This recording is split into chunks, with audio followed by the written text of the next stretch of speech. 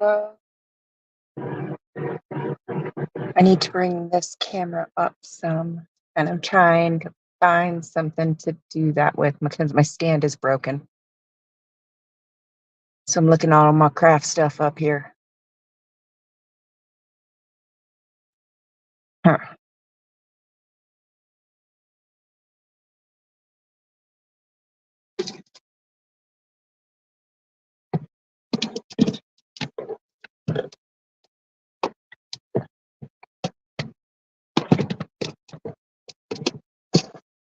Nope, that's too tall. Dadgummit.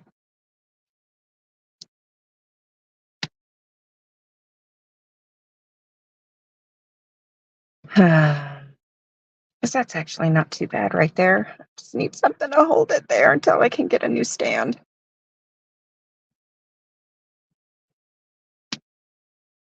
Hey, Carrie Ann.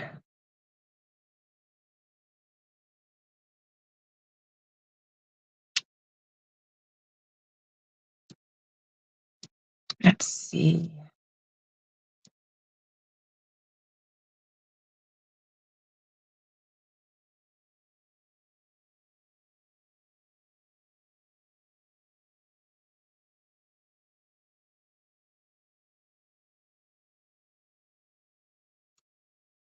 Um,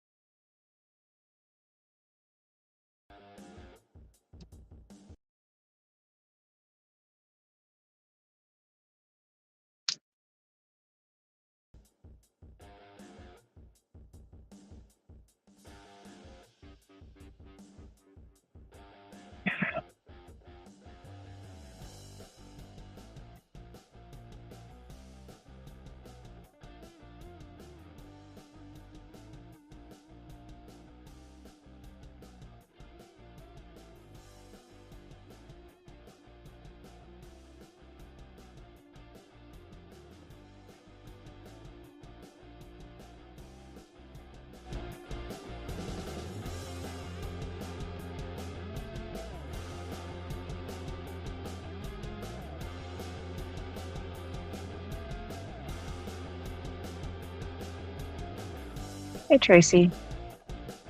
Hey, Susan. Hey, Heather. All right, I did try putting on music in the background. I don't know if you guys can hear it.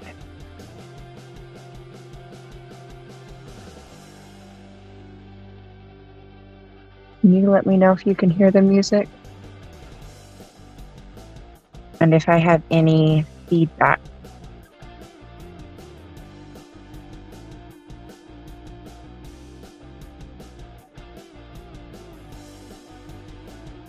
Okay, and it's not too loud?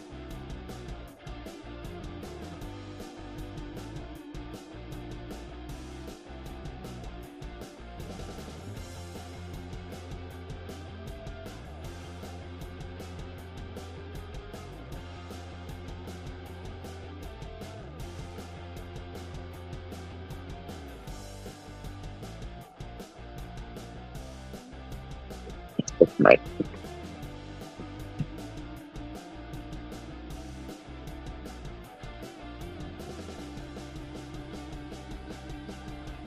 I think I got it.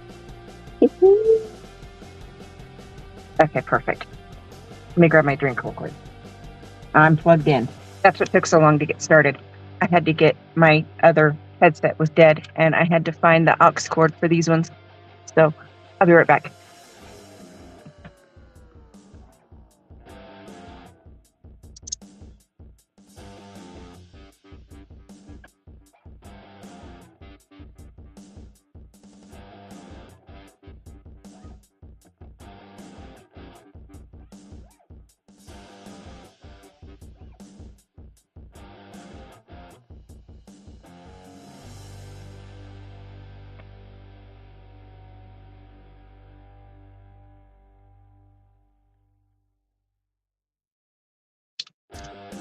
You can hear my face now? Okay. It's back to work on Nitro.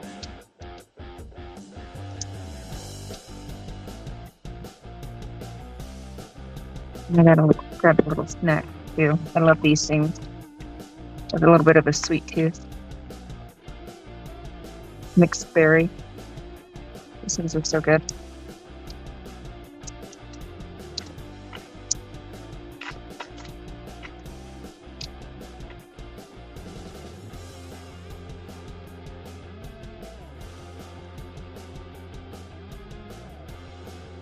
So I hope you guys have been well.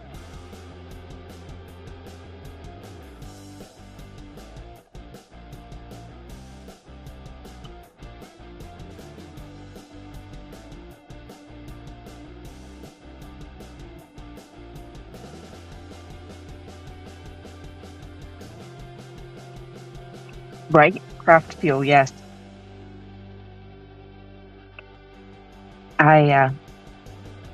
In my last video, I did find that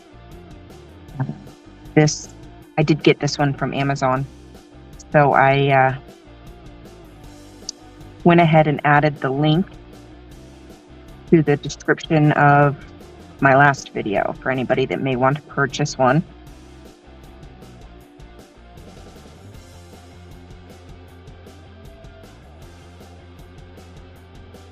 Hey, girl. Heather, yes, there are some companies that will produce custom diamond art. I know, Carrie Ann. I know. It has absolutely been a week. The quality you get is going to depend on the picture that you send in and the quality of the diamonds and canvas and charting of the company that you send it to. So there's a lot of companies on Amazon that will do it. And what I would recommend if you're going to do that,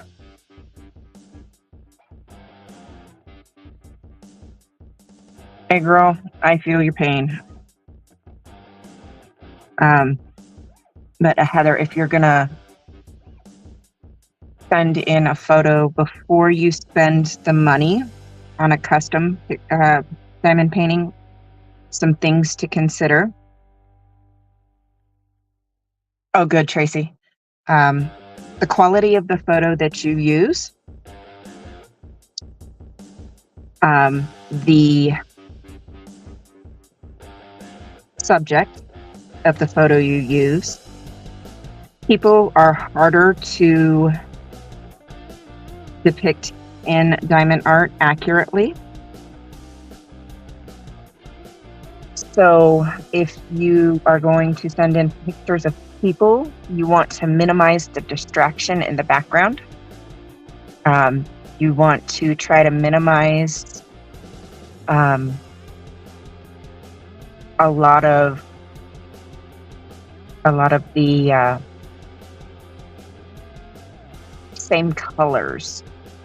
So I had a Russian blue hat, and I had a picture of her on a dark purple blanket. And while the picture was a good picture, the diamond picture that I had done of her wasn't quite as good as it could have been had I had a different picture of her to use. So those are things to keep in mind. Also, with people specifically, but with all pictures. Hey, Chow. The bigger the better. The clearer your image is going to come out. So keep that in mind. If you've never diamond painted before, I would wait to get a custom until you're very comfortable with diamond painting and know that you'd be willing to sit down and do a giant piece.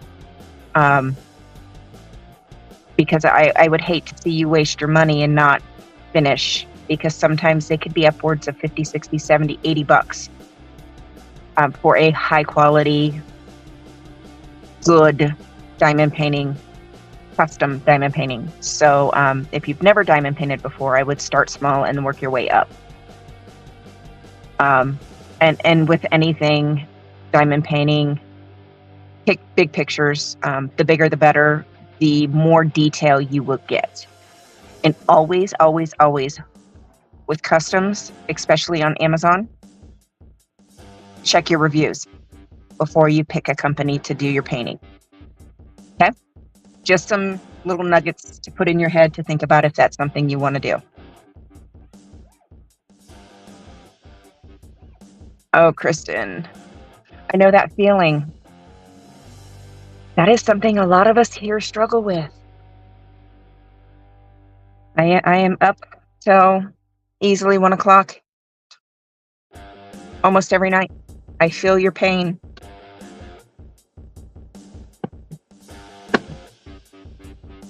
You are more than welcome to sit in. Ciao. Oh, what am I gonna do with you? This one, there's a couple new peeps in here tonight. So this is a counter setter that I'm doing for my shop. Those are snacks for later. It's too late for sugar.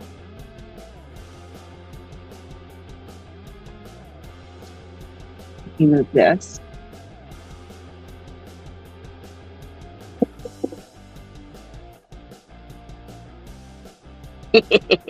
This is true. I love you no matter.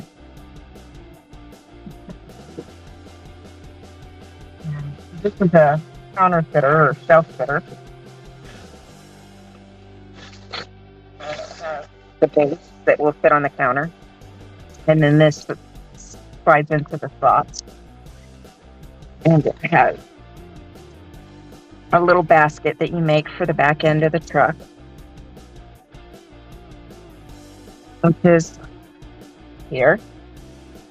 It's got the pieces for that. Kind of sits like that. Pop in there. There it goes. And then this piece sits on top. So it makes a little basket for the back of the truck. And then we have different pieces that go in the back of the truck. Let me try to get some of the glare off of the plastic that covers the adhesive. The little logs for snuggle season as I drop them. St. Patrick's Day, spring, Easter, kind of let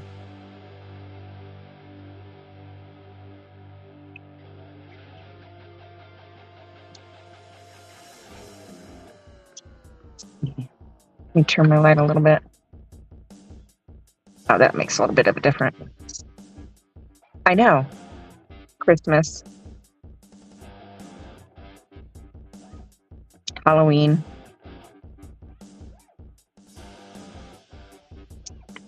Thanksgiving. 4th of July. Summer-ish. Says hello, sunshine. The ones that I threw. Farm life with all kinds of farm animals.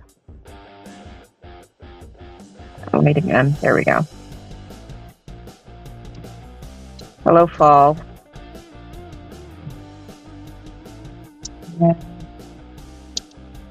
Valentine's Day.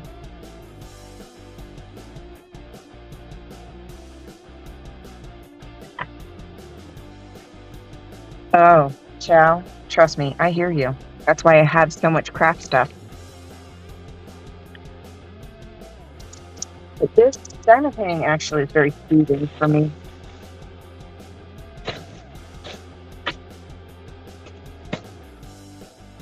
I'm gonna put this up in here so I don't lose space.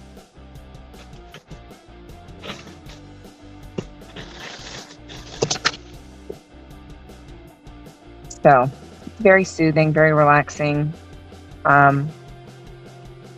Like the kids are home tonight, but the last 2 nights they went camping with friends, spent the night with friends. And my husband, I got something on my light board here. is on his night rotation. So I've been home alone at night and I get a little anxious. So this has been real good to kind of just let me relax, help me relax. So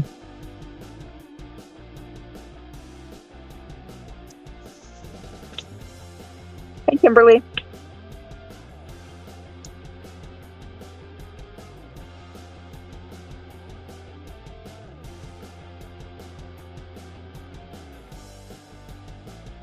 Oh, there's so much you can do with loom beading. You make chokers, hat bands, bracelets, all kinds of stuff. Make sure I went back.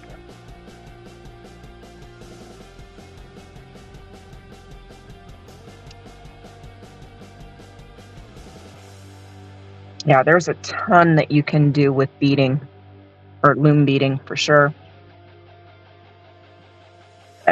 I've just been stressed with my everyday normal life. And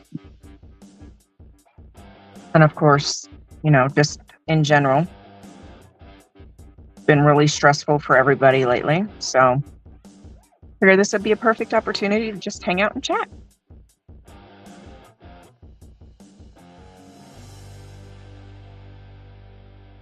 Just relax.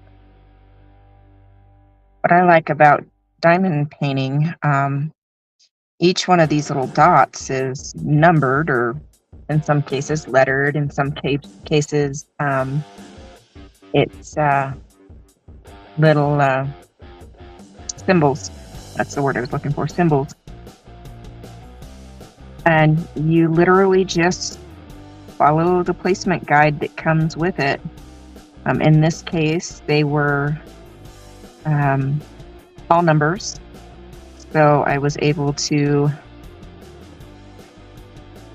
just follow the numbers. And when I opened all my little packages, I just put them in the containers that I already have pre-numbered. And I just follow the numbering guide. So it can be mind numbing sometimes, and sometimes we kind of need that to shut our brains off for a little while.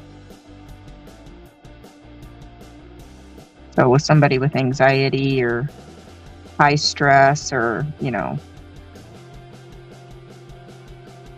somebody like me, overactive brain, that helps a lot.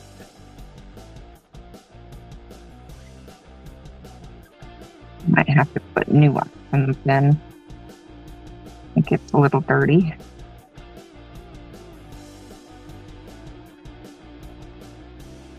And my dog is snoring so loud, I hope you can't hear her. Yeah, Tracy knows. It's very relaxing.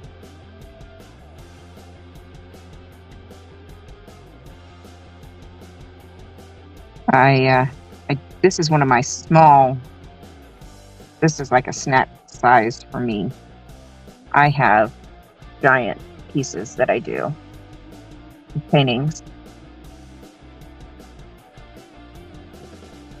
Yeah.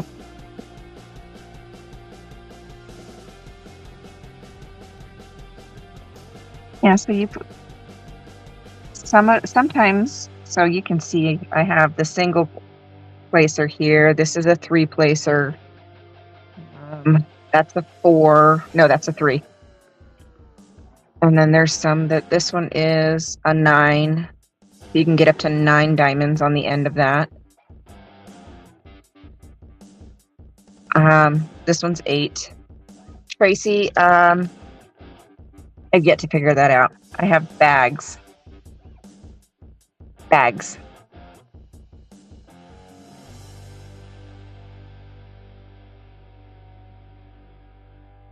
Yeah, Chow. My husband is he loves puzzles, so we have puzzles for him.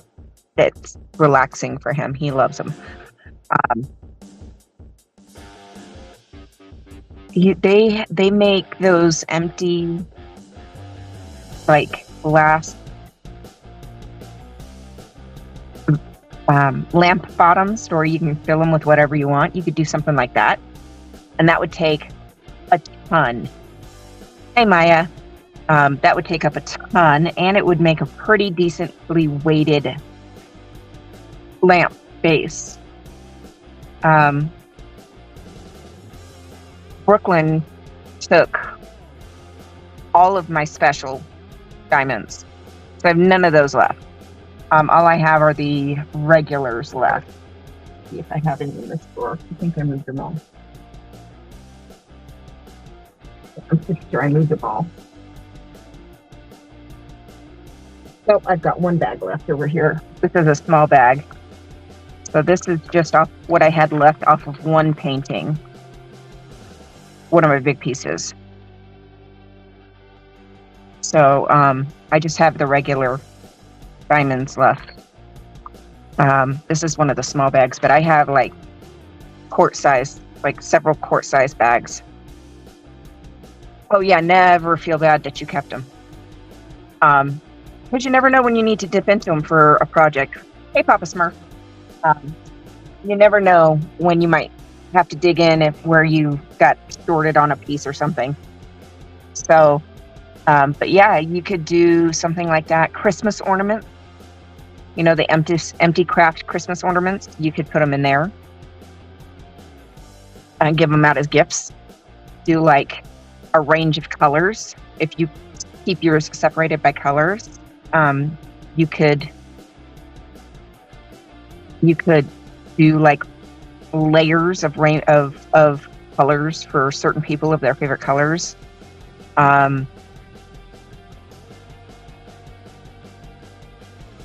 I've seen some people use them in like flower arrangements for fake flowers and stuff in the vases. So I've seen quite a few ideas to use the leftover diamonds and things that you can actually use up quite a bit. So, but the one I loved the most was the lamp idea, because those lamps come in different sizes. I mean, you can get little ones all the way up to big giant ones that you could just fill with massive amounts, and that would end up being a good weighted lamp. So. Yeah, my husband loves puzzles. He just, with his work schedule, he just doesn't get as much time as he would like to work on them.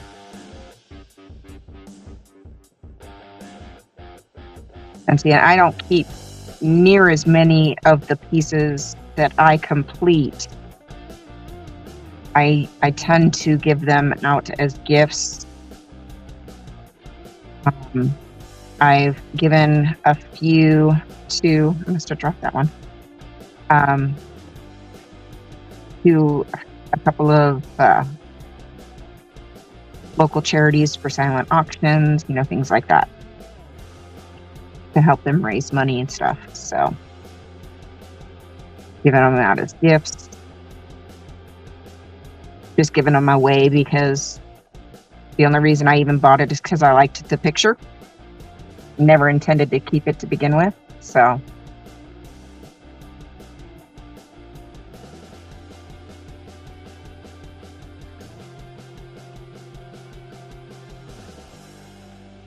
a lot of my paintings are that way.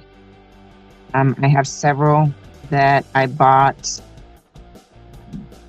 specifically to hang at my shop.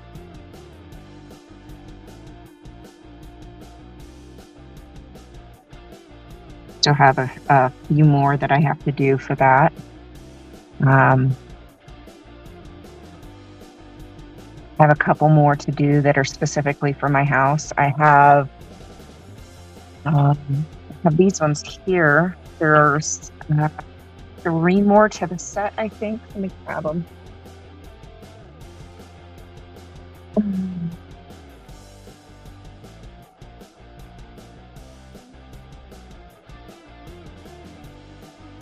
There's 3 more to this set. There's 5 in total. 4 of them are rectangle, and one of them's a square. Move this real quick so I can get up. somewhat flat. They're little cottages in the woods. And the frames are already printed on the canvas. And then this one. So with these, because the frame is already printed on the canvas, I'm not going to mount these like I normally do. I have one that my husband did for me here. We normally do like a scroll style.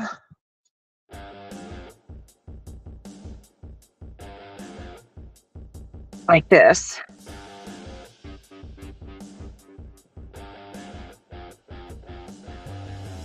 Hey, Keith. So this is normally what I do just because it's cost effective, and where I live, it's difficult to find frames. And I don't want to have to order out for frames all the time. So, thank you. So the wood on those is actually just 8-foot long wood trim from the hardware store, which is like $5 a piece. And jute twine. And you can use yarn, you can use ribbon, you can use string, anything that you want to make the hanger, and then you just cut the wood trim down to the size that you need, and there's your yeah, I get told I don't say that enough. I always forget. But yes, do please like and subscribe. But buying custom size frames, because a lot of these paintings are oddball sizes, can be quite expensive. So I tend to just go that route because it's much more affordable. For less than literally just a few dollars, you can mount your diamond painting. So cost-wise, that's much more affordable. But for these ones that have the pre-printed frames on them like that, what I'm going to do is I'm going to mount them to like foam board, because I'm going to donate the entire set once I complete it to our local senior center or senior care center. Because, they're colorful, they're cute, they're pretty. They don't get a lot of art like that. So I'm going to donate the entire set once it's complete to the care center. Yes, Cal, I did. So I still have the square one and the other 2 rectangle ones to finish, and then mount them all to foam board instead of like that, because that way they can actually hang them on the walls with what's it called? I have some here.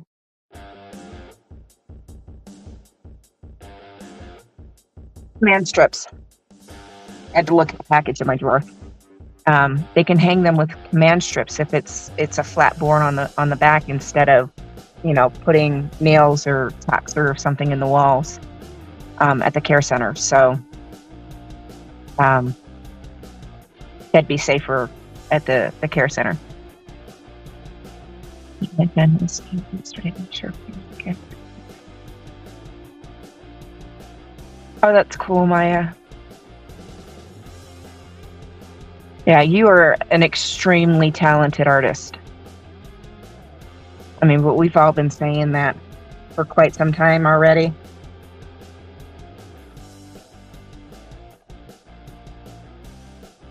Yes, Chow.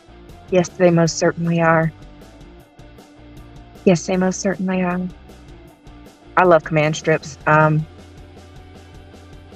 If I don't have to put a nail in the wall, it's so much easier. Because for me, if I miss a nail, I'm hitting my nails and cracking the acrylic. I am good. The less I have to go spend time at the nail salon, the happier I am. You are very welcome, Maya. You are a very talented artist. Thank you, Kim.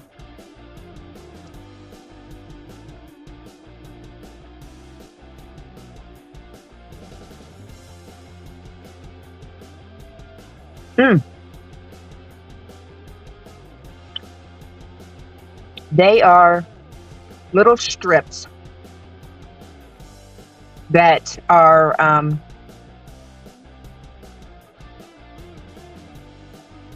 you can get them for different things, for different purposes. Some are hooks, some are clips, some are Velcro. And the Velcro ones work really well for hanging stuff like paintings, lightweight framed items.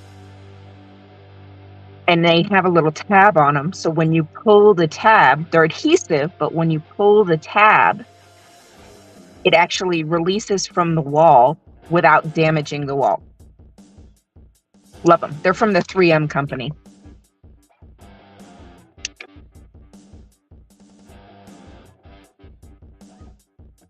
For the package I have is just a tab. Let's see if I have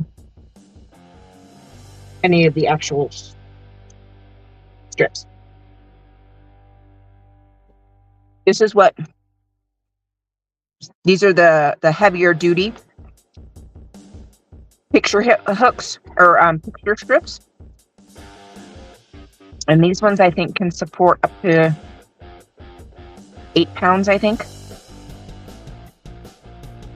So one piece, one side would go to the wall, one side would go to the item, frame, picture, whatnot. And then these ones actually stick together like Velcro.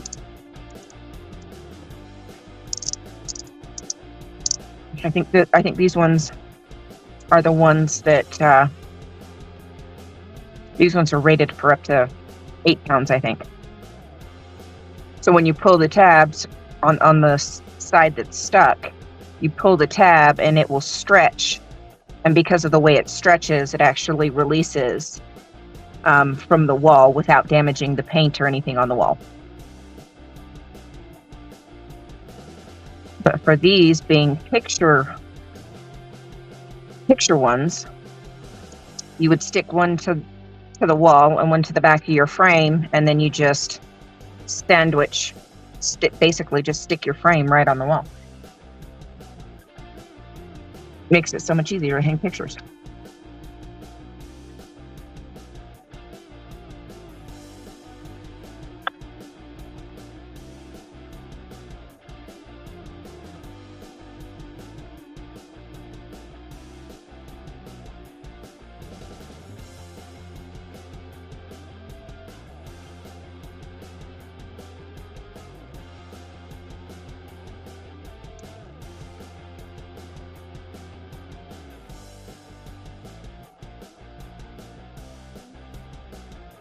Yeah. Yeah, command hooks come in handy in all sorts of ways, for sure. There is no question about that.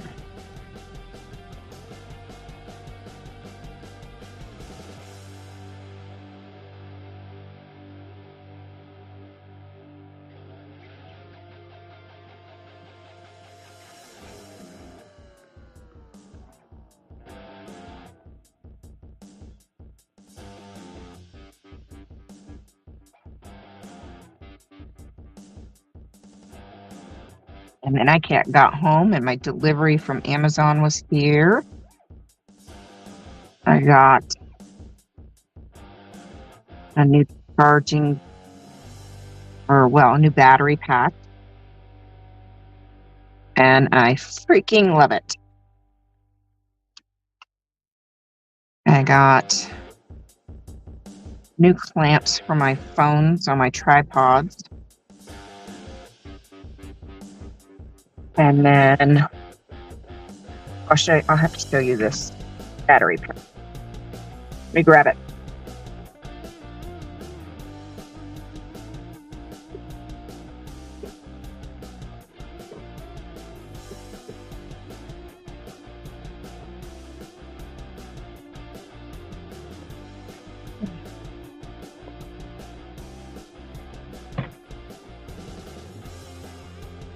All right, so since Vegas is already has been getting triple-digit heat, I have got to be careful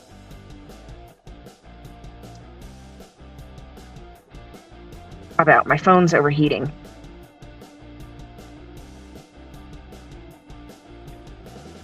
I don't have a choice.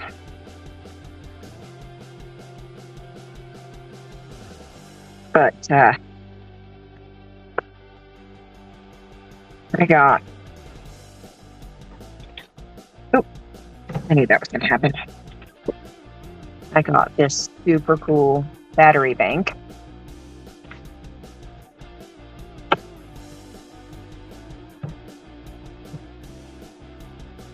Stay. Solar recharge. Flashlight, so I can take it when we go camping too. Love it.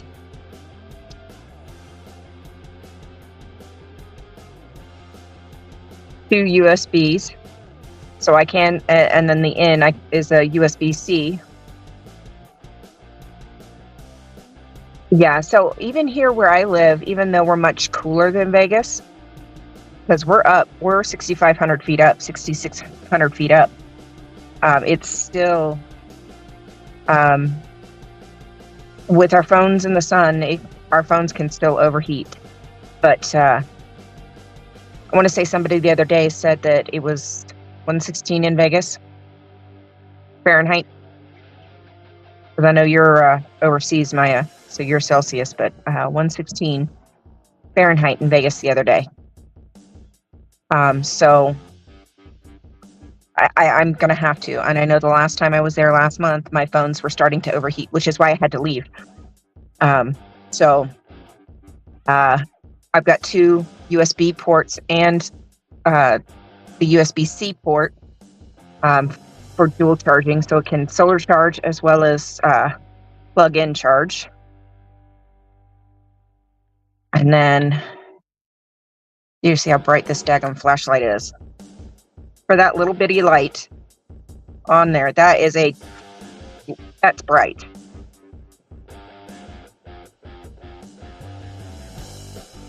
And it came to me with three bars of charge on it. So, and a solar charge, which I always like having solar backup. So there's that.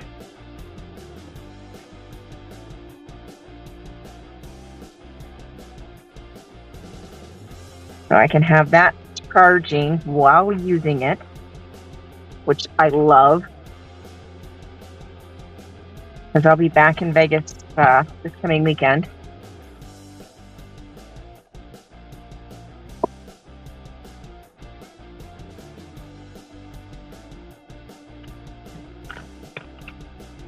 And then this is the cool part. I just am head over heels for. I tested it out this afternoon when I got home.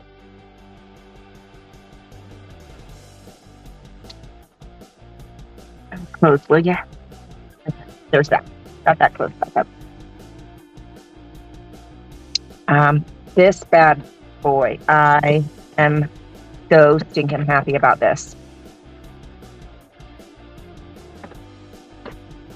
Oh yeah. Yeah. No, Mona has winter boots for the snow. And of course the salt that everybody puts down. Not all snow salt, sidewalk salt is pet safe. So I have to be cautious about that. She has her winter boots, which are completely sealed so she doesn't get wet feet, things like that. And then she also has her summer boots, which are fully mesh on the top and then rubber soled to keep her feet from burning. So this I am completely stoked about.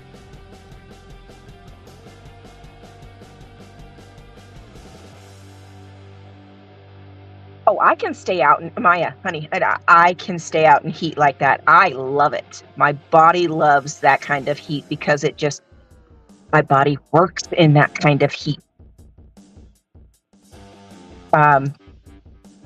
Yeah, no, my body loves it. Sometimes if the wind isn't blowing and the hot air gets stagnant, it can be a little hard to breathe. But my body loves the heat. It works so much better in warmth. Sadly, my oldest and my husband do not tolerate it very well. So we can't spend significant time in Vegas in the dead of summer. They don't tolerate it very well. So, but this bad boy is what I have been waiting for. That's USB micro. Okay. Let me unplug this real quick, or plug this in real quick. Kim, I am not sure. I'd have to look it up, and I will do that in 2 seconds. I love it. I absolutely love it, because my body loves it, and I am not in as much pain when my body is that warm. Overall, I just feel 100 times better when my entire body is hot. My body likes it.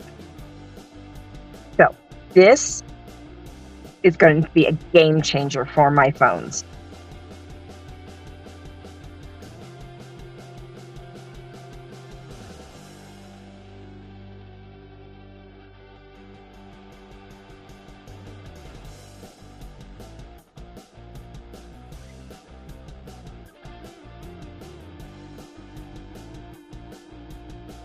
Oh, I can feel it already.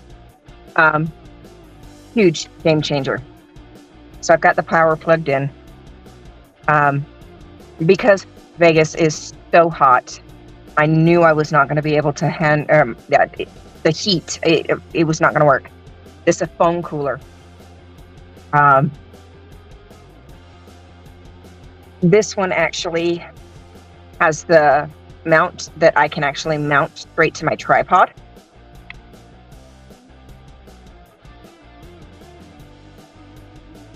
Okay, so from my house where I live to Vegas is about 250 miles. So LA to Vegas. So yeah, we're looking at probably about a 7 to 8 hour drive from my house to LA.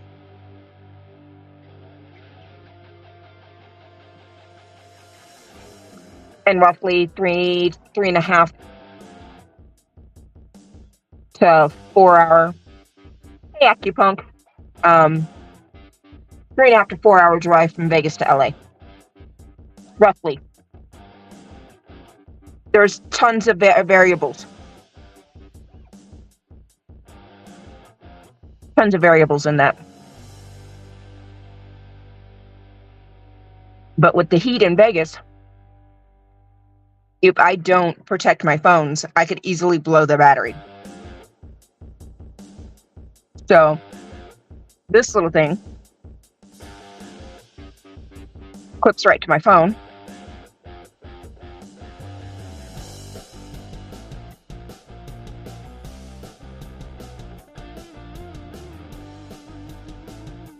Well, Acupunk's in Vegas right now. How hot was it today?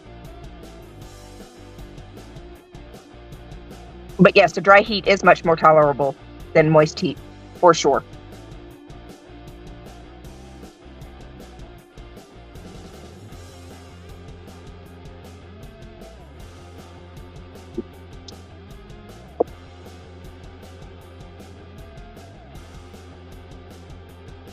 So this will clip to my phone. It's got 3 speeds.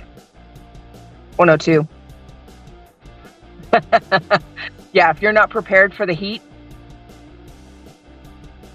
Kim, when I was there the very first time, there was a lady that did come out, but she does not stream.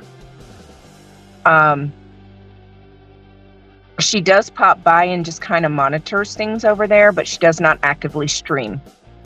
I did try to talk her into starting her own channel, but he is not. But anybody else? No, there is Charlie from Cult of Scientology with a K.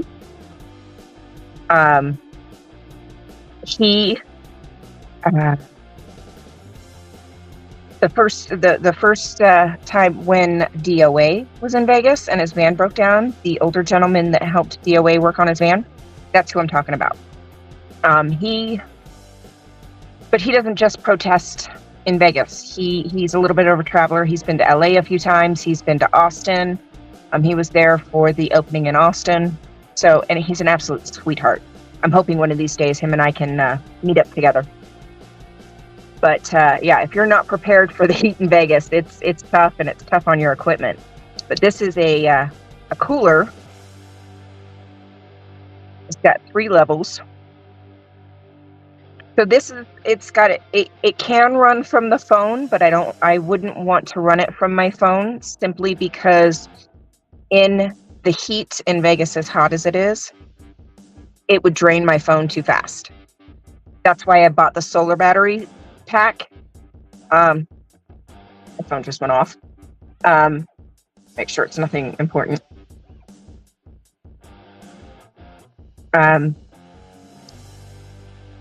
That's why I got the solar battery pack, so that I'm not draining and pulling too much juice from my phones while I'm trying to stream from my phones too. But this thing, it gets ice cold. I can already feel it coming through my phone all the way in.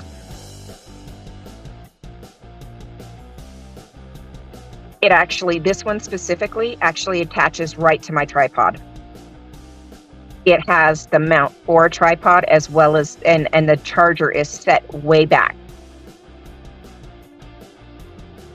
Sorry, I have a piece of granola stuck under my plate. So let me grab a couple of, let me unplug real quick. I don't have to keep taking it off and pulling my hair when I do.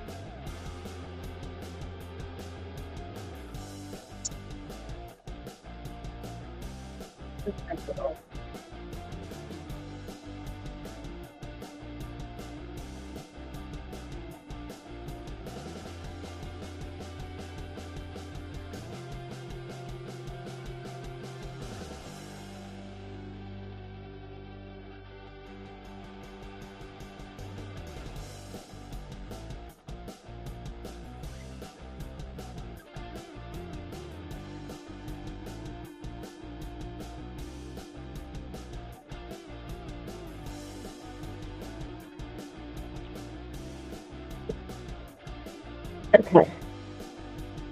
So I've got a couple different ones here,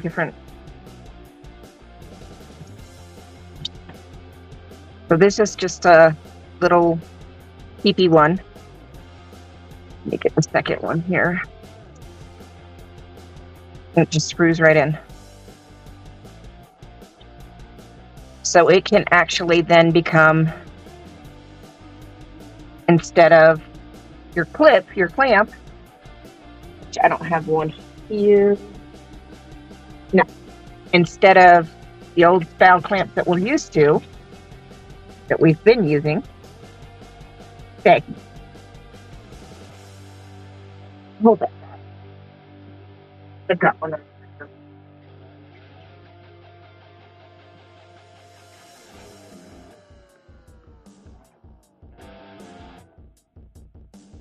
Instead of the basic clamps like what we've been using, the cooler then becomes your clamp, and it screws right onto the tripod. And there's the power slot right there. So that's just a little cheapie from the dollar store. And then here's one of my actual tripods that I use for streaming. And this one can be a little bit of a pain, but I just got to lift the...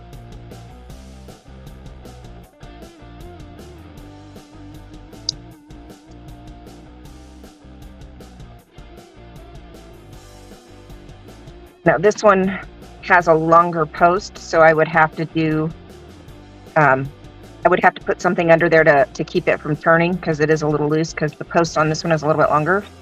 But I would still be able to have enough room to have the cord to be able to plug it in. So you can see there. So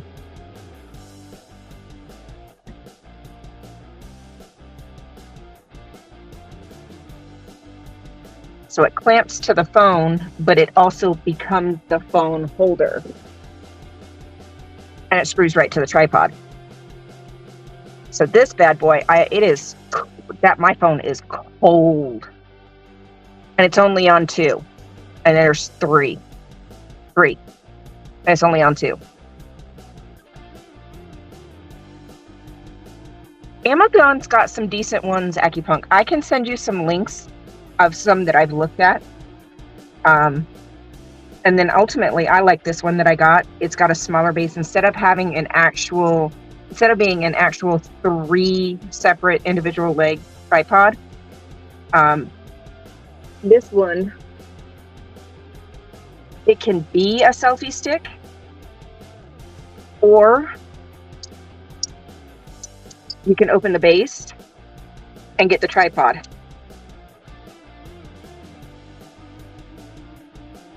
But it's a lot more, too far over. And this one goes tall. I'm gonna set it down.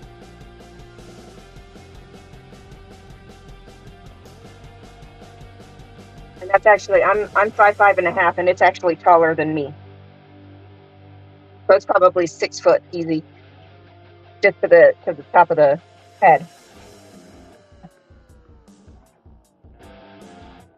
And this one's pretty stable for the most part. Over here, out of the way, and I'll fold it back up. So super lightweight, and because of the way instead of having the 3 legs and it just has the 1 unit on the bottom, it might, having this style may be the happy medium for you, Acupunct, to where you have a tripod style and still have a little bit of the selfie stick style too, to where you can set it down for a minute if you need to. So this might be a happy medium for you, this style.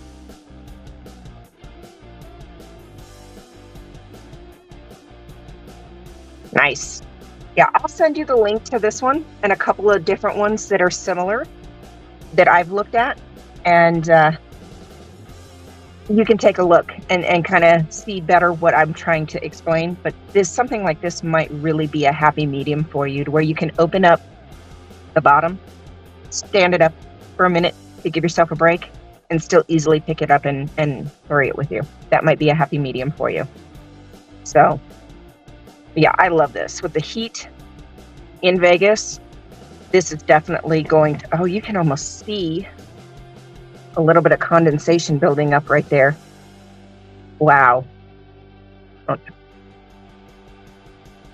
You see that? Can you imagine what this is going to do for my phones in Vegas? See that? Holy cannoli. That is seriously going to keep my phones cold and cool in Vegas. Wow. Can you guys see that?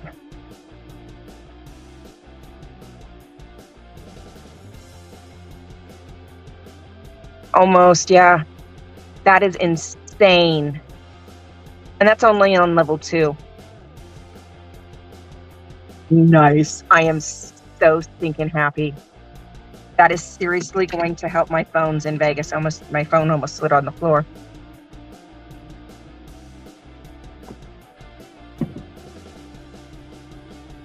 It's trying to. Yeah, that is seriously ice cold.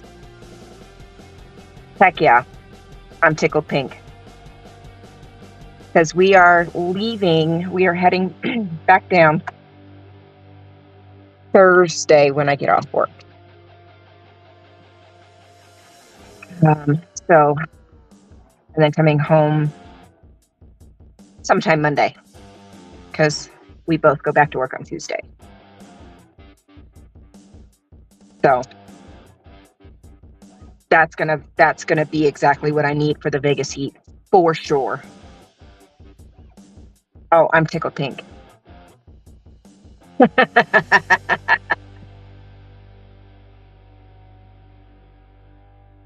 I know. I know. I'm bummed too, but that's okay. There's always next time.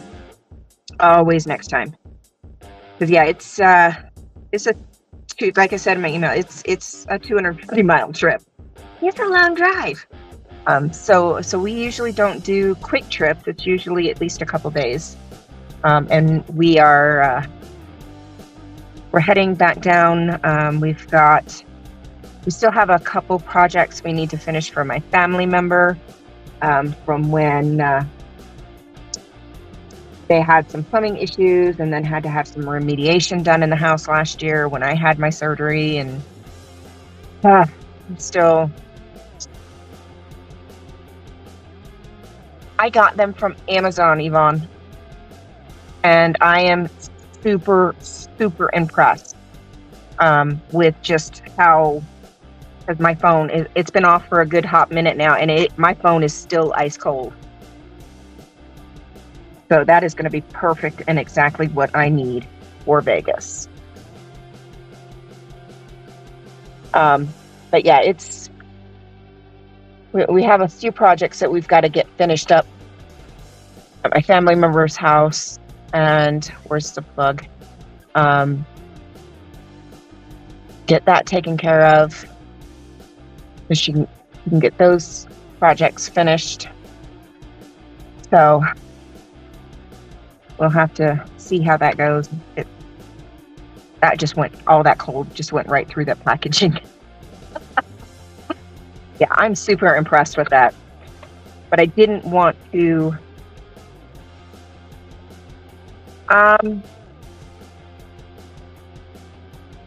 Mileage wise, I don't know.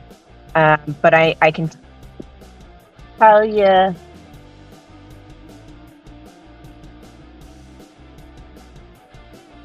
The org is almost central Vegas. Yes, Maya, I can do that for sure.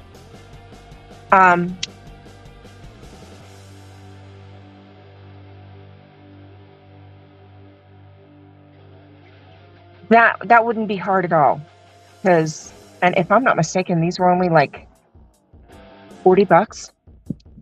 Let me see.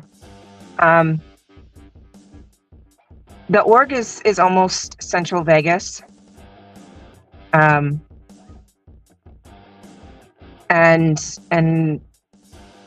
depending on traffic, trying to do two things at once. Depending on traffic,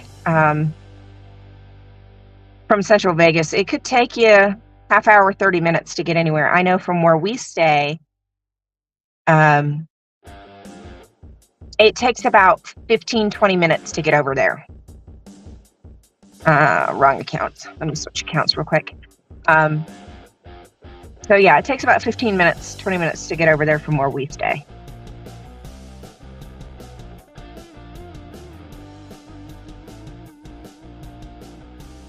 Orders.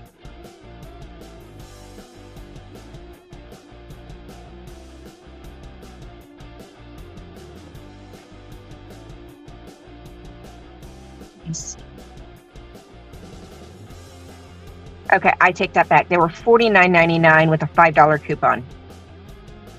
So it was $44.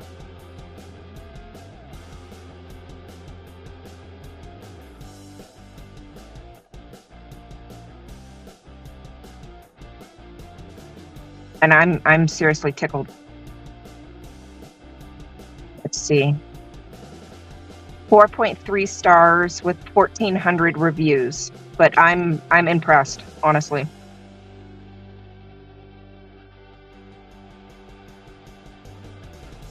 All right, Acupunk.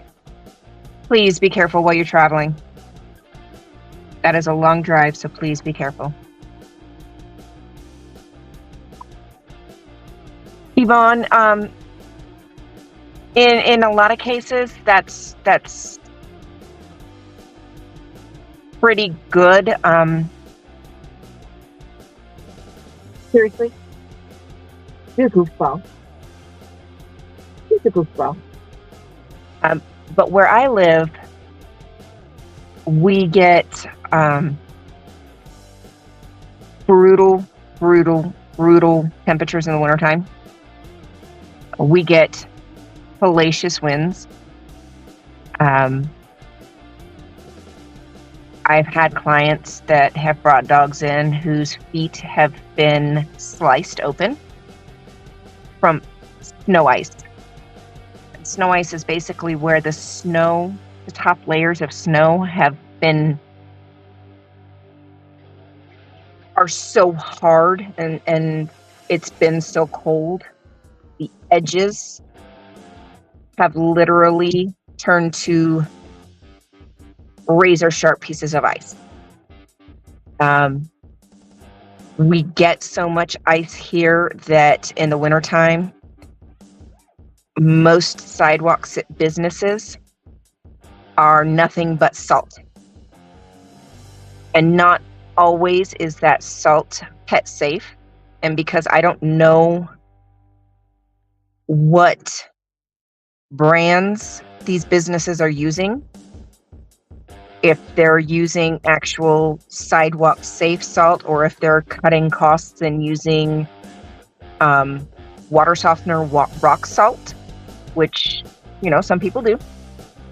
Because I don't know what they're using, I can't guarantee that my service dog is not going to ingest that and possibly get sick. So she wears her winter boots in the wintertime. In the summertime, even mushers, any kind of paw, balm, or anything like that, when you're nearing 100-degree temperatures, air temperatures, that is not enough to protect their paws on asphalt or concrete. That's not enough. Not unless you're walking very early morning, very late evening. However, my dog is my service dog, so she is with me at all times. Hey, Sin. So that means in the middle of the day, at the peak of heat during the day, when it's 116 degrees in Vegas. So you can guarantee that the asphalt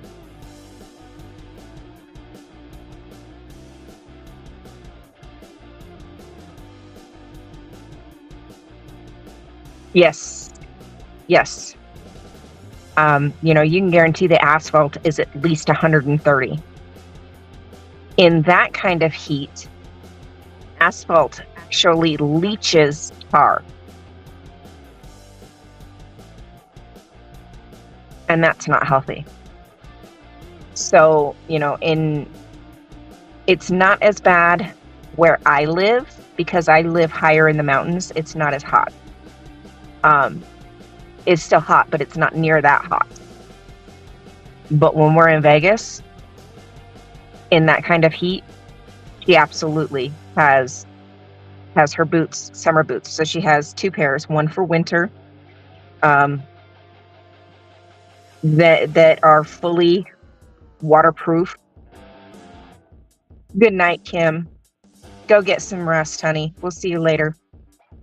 They're fully waterproofed. They're the whole 9 yards, so the water can't get in, snow can't get in. And then her summer boots, which the whole top part is all completely mesh. The toe part is like a faux suede, and then the rubber bottom to completely protect against the heat. Because I don't want her burning her feet. Because if she burns her feet, she can't walk, and she's actually a mobility aid for me. And I need her to be able to move to help me. So whatever I've got to do to protect her, and I'm actually also looking at getting a cooling vest for her as well. And they're really cool. They're like mini evaporative coolers for dogs. And they've got, like 3 or 4 layers that all you do is just soak them really good and, put it on the dog. And as it dries, it actually keeps the dog cool. So I'm looking at getting one of those for her, because then to keep her cool once it's dry, all I got to do is wet it again. So I'm looking at getting one of those for her as well for when we're in Vegas, because it's just ignorant heat for most people and things. Yeah, I'm seriously thinking about it. My body loves it. I love the heat, but for normal people, it's just ignorant heat. For me, I love it. So yeah. So she's that's my baby. I'm gonna take care of my baby.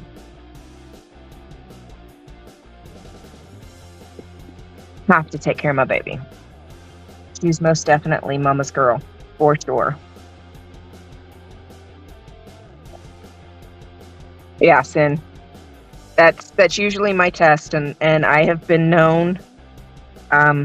While we're there, everybody was laughing at me the last time.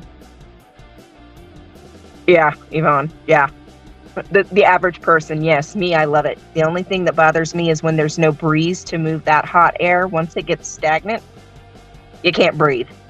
Other than that, I love it. I can sit outside in that 115-degree heat for hours, and I'm golden. As long as there's that light breeze to move the air, I'm happy. But my family member was laughing at me because we went to leave one time, the last time we were there last month, and first thing I did was walked outside and put both my hands palm down on the concrete like this, and I counted to a minute, and she was like, "What are you doing?" I just lost one of my cameras. Oh, that's all right.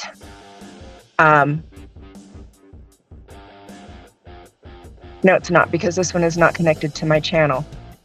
Hold that thought. Let me reconnect.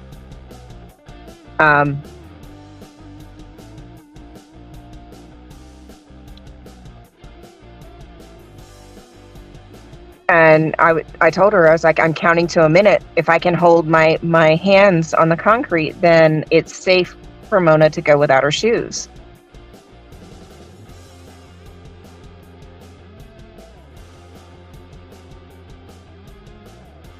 I don't know what just happened. That was crazy. Is this still showing live on my channel?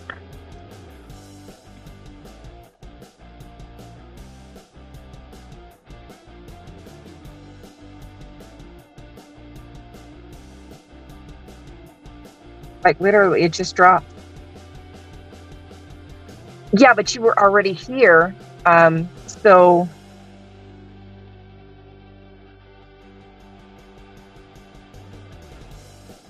the tablet was what was connected to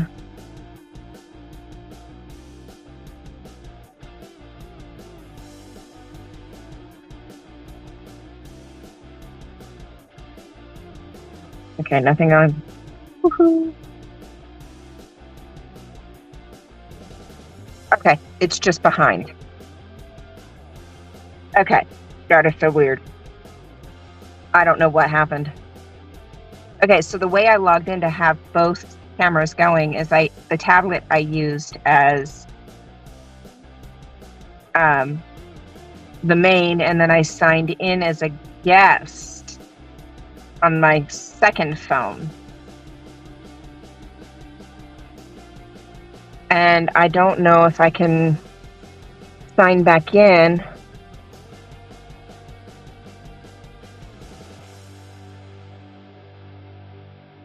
To the same live in StreamYard, because I was kicked all the way out of StreamYard. So give me a second. That was weird. I mean, like literally kicked all the way out to my home screen on my tablet.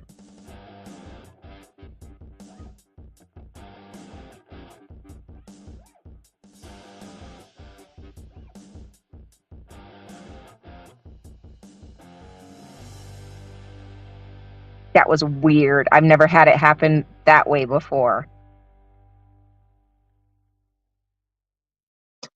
Okay, it's just going to flip the position of the screens. So weird.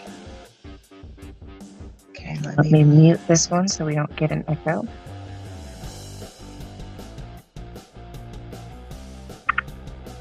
That was weird. Okay, we're back. That was just crazy weird. Hello, Dr. Mark. That was crazy. Now I've had it kick me out of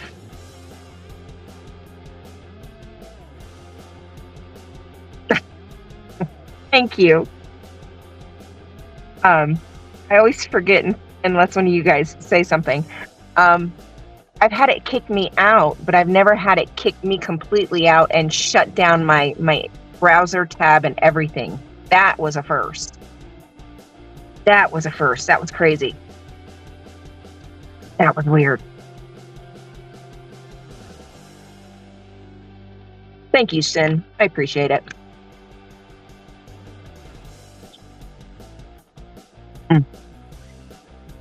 I'm telling you guys, if you like granola, these Made Good mini granola minis, they are fantastic.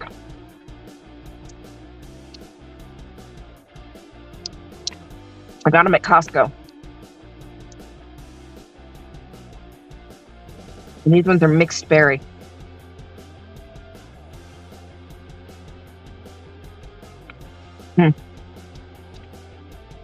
Can I read it?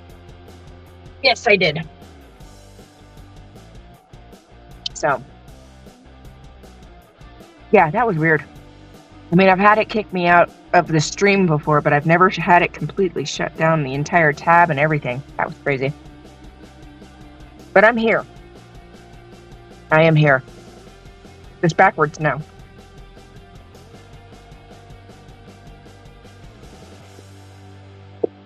Okay.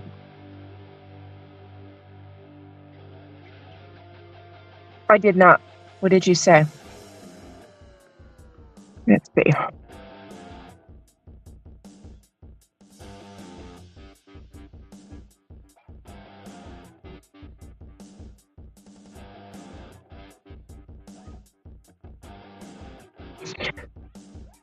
Now, around here, remember, like we were talking last night, we live in the country, so it's very common here. However, yeah, I scrolled up and I found it. The majority of people around here, even though they may be in the back of the truck, they're still secured. So I can respect that because they are taking precautions. And leaving their dogs in the car, that's pretty common around here. But we don't get really bad temperatures here. And when we do, most of the people don't do that here. The only time we get brutal temperatures is really in the wintertime. And that's, you never see a dog left in the car in the wintertime. Not here. Unless it's like a husky and they can tolerate it. But yeah, that's... Yeah, no. A lot of times the dogs here, we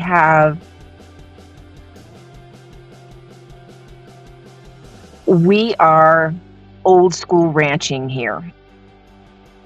And even these ranchers a lot of times will still secure their dogs in the bed of the truck. So it's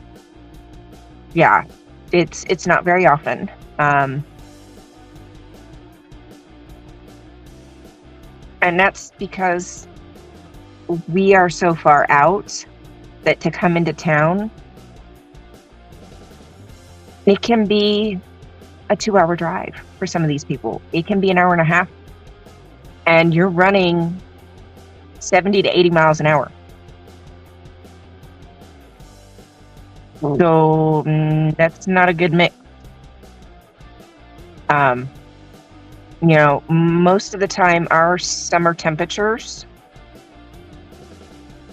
you also have to remember, most of the homes here still don't even have central heat and air either.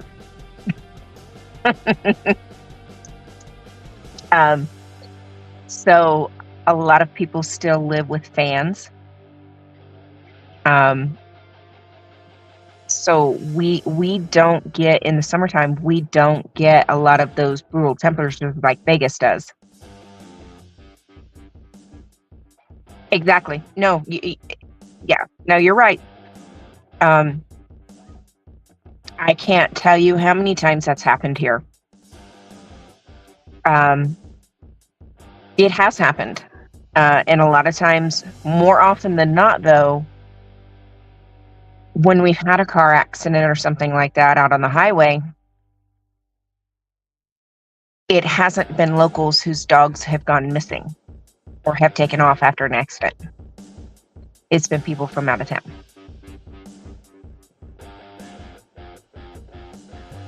So that's been helpful. I mean, as far as our statistics, I mean, I hate to say it that way, but I mean, that sounds horrific, but it is, the reality of what we deal with here. It's part of life for us that because we've gotten so used to living so far out, that maybe we do things a little differently than normal. A lot of times the ranchers, I don't see.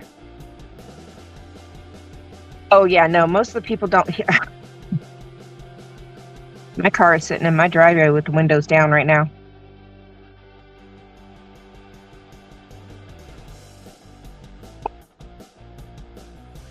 My Pathfinder.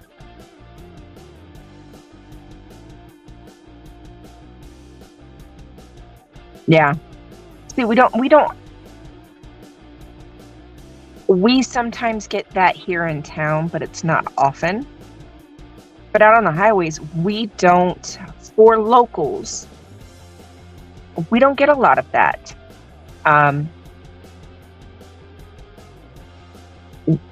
A lot of the people here have learned over the years. Yeah. Then yeah, you're still brutal hot. And then you're much more humid than the desert too. So that changes things a lot. I mean, humidity changes everything. Up where I'm at, I'm 6,500 feet in the air. That changes a lot. Even though I'm still in the desert, I'm high desert. And my temperature is 6,500 feet in the air. My average summer temperature, 88 degrees, maybe 90. So, it changes things a little bit. And like I said, most of the homes here still don't even have central heat and air. As crazy as that may sound to some of you guys, I don't have central heat and air in my home.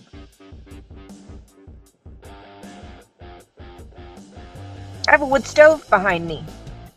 Literally.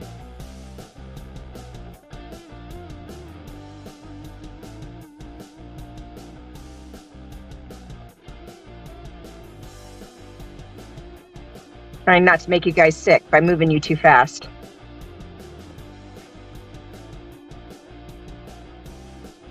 I don't want to get up, but you see let's see, where's my pen at? You see off the corner of my gray right here, between the two corners of my backdrops, See that little right there? That's the heat shield panel on my ceiling for my wood stove that's right behind me. That's my heat. That's my winter heat.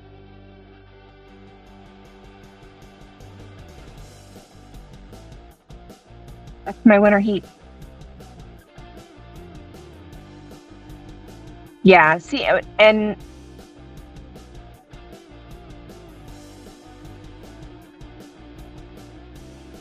were the windows up, cracked, or all the way down? Because here, like I said, my windows are that makes all the difference. That makes a huge difference. Like, my car is literally sitting in my driveway with the windows all the way down right now. And I am not going out and rolling my windows up. I don't feel like going. My Pathfinder is pulled into the backyard and is sitting in the backyard unlocked.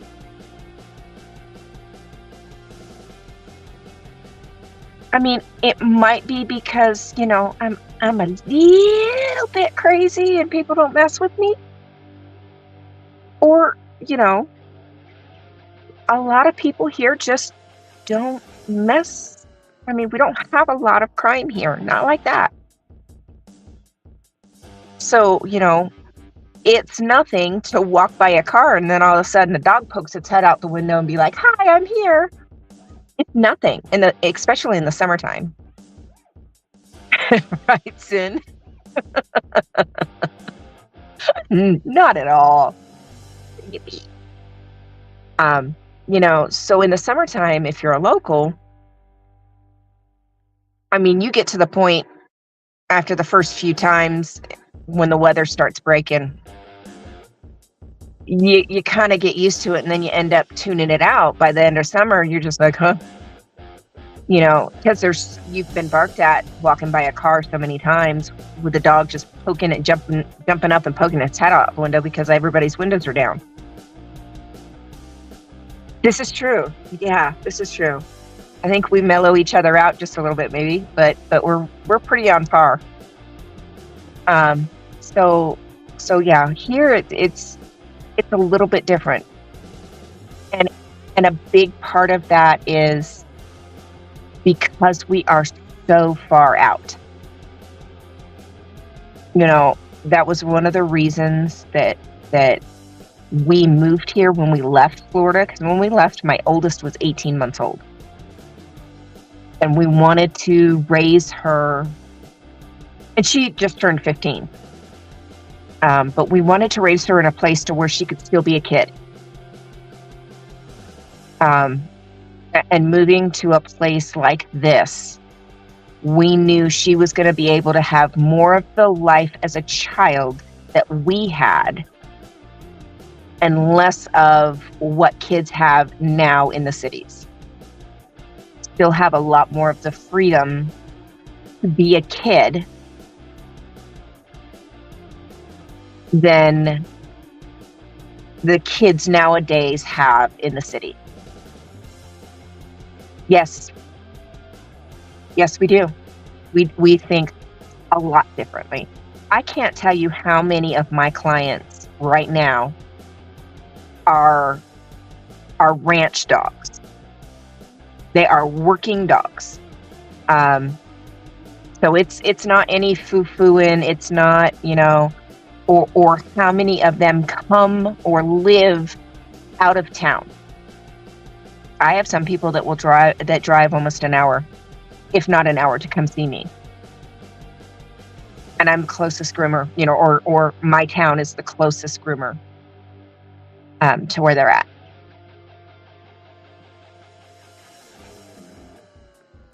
Yeah. Hi, Lenny Gee. Good morning. I seriously hope you guys cannot hear my dog snoring.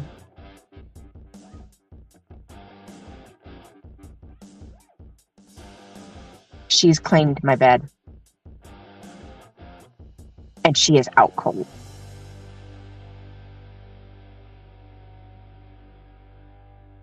Uh, yeah, it can be a bit inconvenient, especially driving,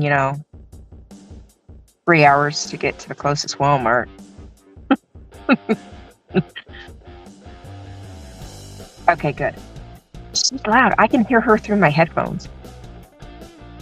Good night. Um, but we have the basics of what we need here. You can survive even if you don't order out. It's not easy, but you can do it. You definitely would be wearing Western wear all the time.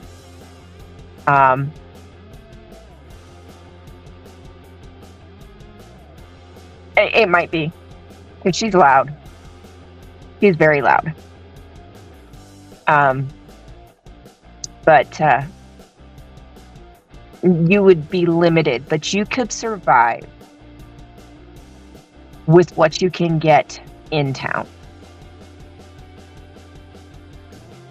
And going out of town is definitely a bonus. Because for a long time, we didn't have the ability to go out of town. We didn't have a vehicle that was safe to make it out of town. So, and now we do. So, it's definitely been nice, especially being able to help my family members, especially when I needed to go to the specialist.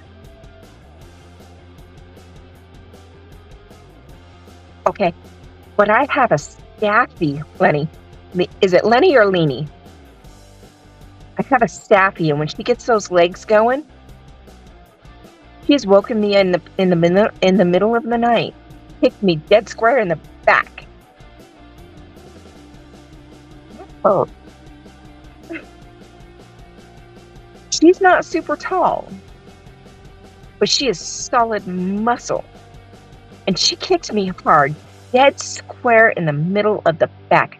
Talk about waking up. Scared, hopeless. I'm like, what in the world? And she's steady over there doing this number. I'm like, oh no, if you just woke me up, you're waking up. No more running through the fields.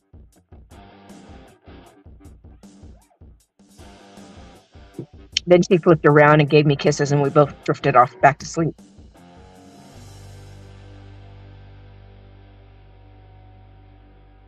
She's a goofy girl.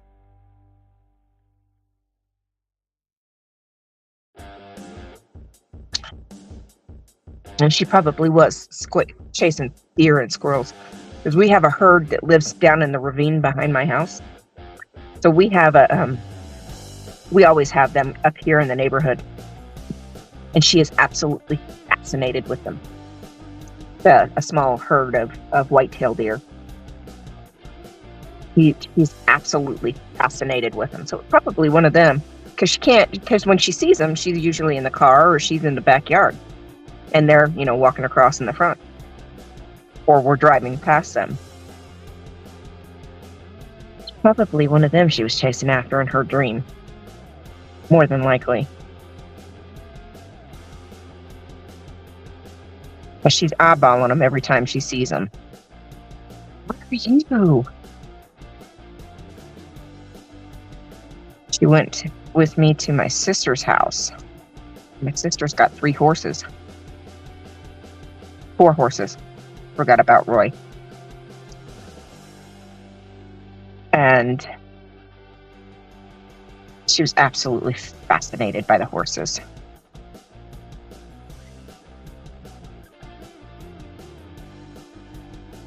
Got 3 reds and then a black and white paint. Absolutely fascinated by the horses. He's like, what are these things, Mom?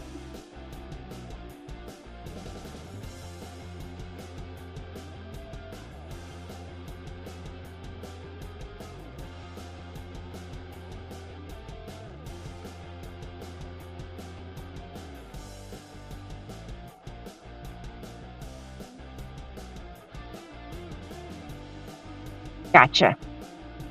Yes, and I'm covered in bruises too, but that's just from my job because um I'll get down on the floor with the big dogs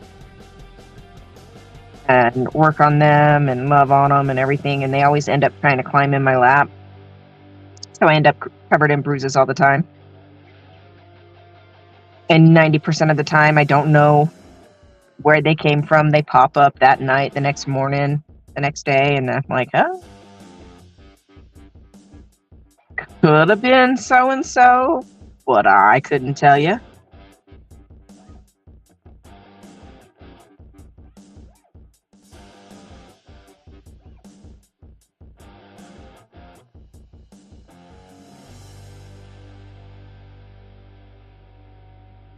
Usually, how it goes.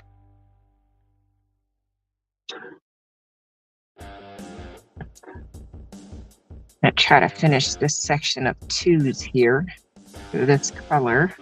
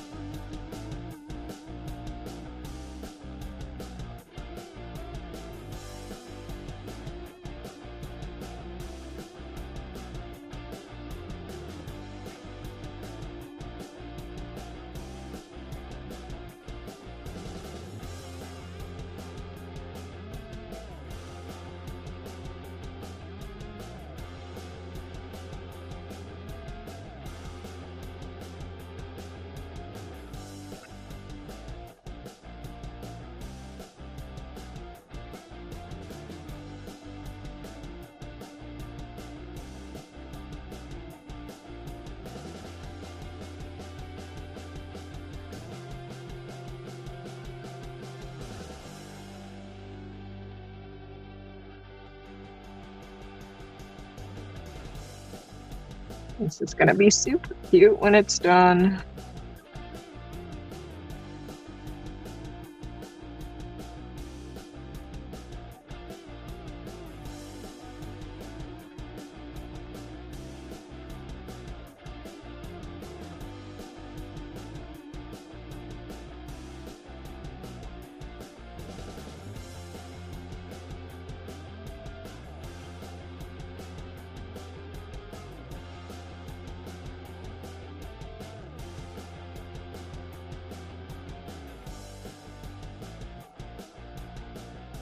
Yeah, so I have hypermobility. That's what Mona is for. She's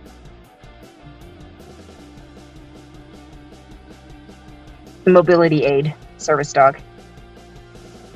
So I absolutely understand the hard to get down, hard to get up, but going down is much easier than getting up, for sure. But that's one of the tasks that Mona does for me. I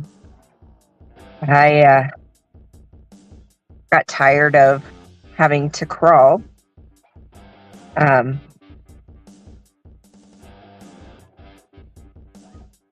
Oh, Yvonne, honey, I'll be coming on for a little while each night, or try to each night for a little while, to work a little bit on my truck. And there are several pieces that go to this truck.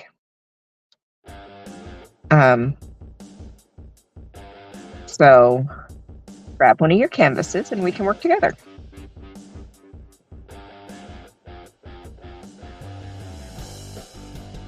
But my technique is pretty similar, or pretty simple. I pick a section, like I started at the bottom and I did the tires first. And I usually will pick a color in that section and work through that section of that color. And then move on to the next section. So I started with the tires first because I knew with them poking out on the bottom the most, I would be hitting them the most. Oh, Yvonne, you can take a little bit of time for yourself. because I was feeling the same way. But it's actually, diamond painting helps my mental health. It helps calm me, it helps relax me, and it helps make me a better me. Sometimes you need that little bit of time to yourself just to give yourself a break. But in this case, because of the way it's shaped, I decided to do the tires first because they stick down the most, and I knew if taking the plastic off, I would be hitting the bottom of these tires a lot. So I didn't want to lose the adhesive on the tires, so I wanted to get those done first. And then I'm kind of just starting right here with the 2s in the center of the door, because I really wanted to start emphasizing the yellow, because I just picked a spot. And working that up. So I'm kind of just picking an area. So I have a lot of 2s right here, and those 2s carry through the bed of the truck. Not into the fender, but through the bed of the truck. But right now I'm stopping and I'm doing this section of 2s right here. So I've just got this little bit right here to finish. I'll probably call it after that. Then there is a bunch of, this one is a counter stand.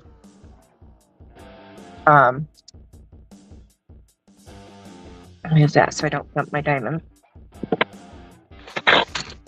This is the base. And it stands up.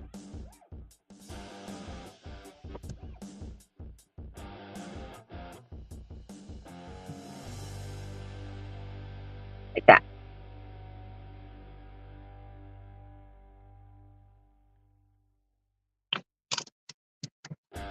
And it will sit on the counter like that.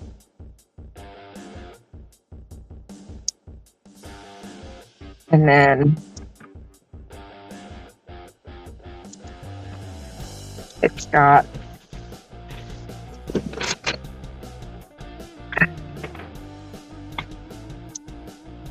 a piece that sits there. And of course it does have pieces for the ends, but I'm not pulling those out so I don't lose them. Oh, that's upside down. This way. It snaps together and creates a little ledge. Try showing them on this camera, see if they show up better.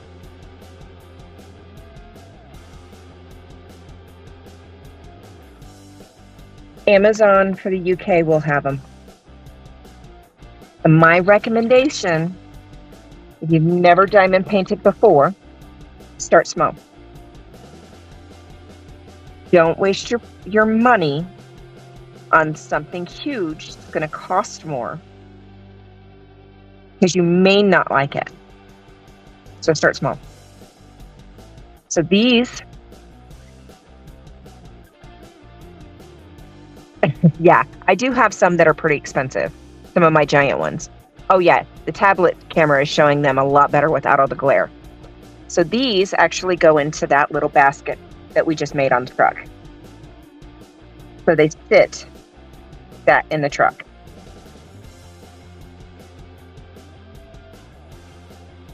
So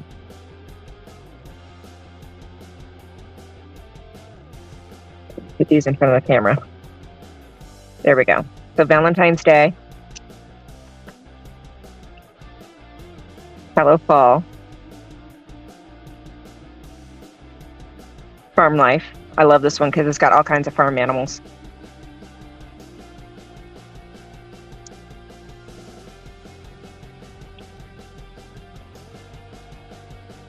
Snuggle Time, and it's a bunch of logs. St. Patrick's Day.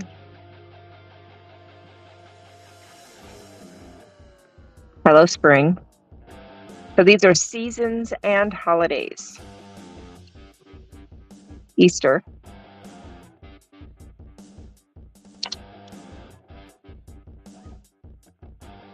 Christmas.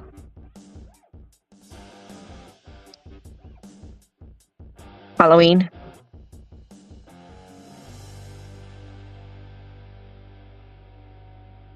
Thanksgiving. 4th of July.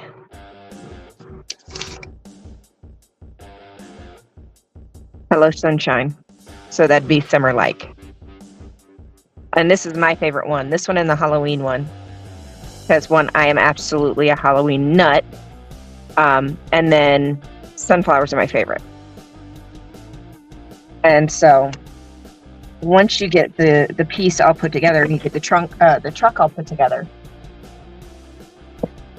these will, I'll actually hold this up so you can actually see what it's going to look like.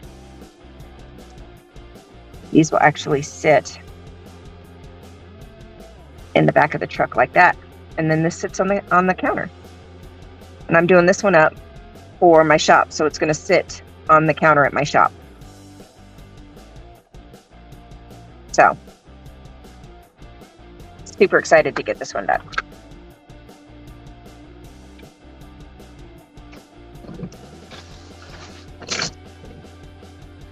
So, I'm excited to get it done. Because I want to have it for the rest of the holidays for this year. Which the next major holiday is going to be 4th of July. Hopefully I can get it done for 4th of July and I can have it. That's what I'm working for.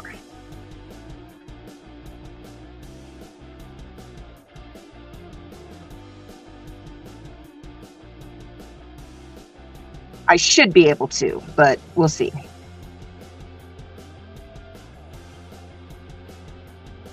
Because I do have a lot. Thank you. I do have a lot on my plate. Like I said, we're going back to Vegas this weekend. We've got a few projects to finish up for my family member, and I'll be protesting again in Vegas. And spending some time with my family. And then when we come back, we have to go back to work as soon as we get back. And then I also have some windows coming to be installed. So we have to prepare things for that.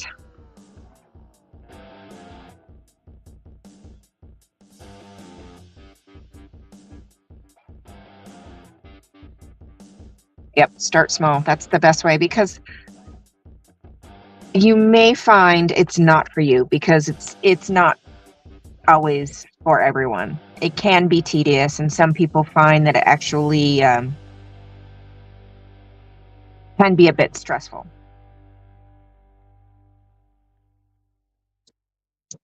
Hey, Kasri.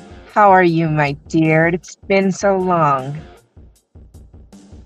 Yes, there is a lot going on in my world. There is a lot. Yeah, the last time I just had the one, but I know a lot of people like when I have the dual cameras when I'm protesting, so I thought I'd give it a shot and see how it goes tonight. So, how have you been, my dear?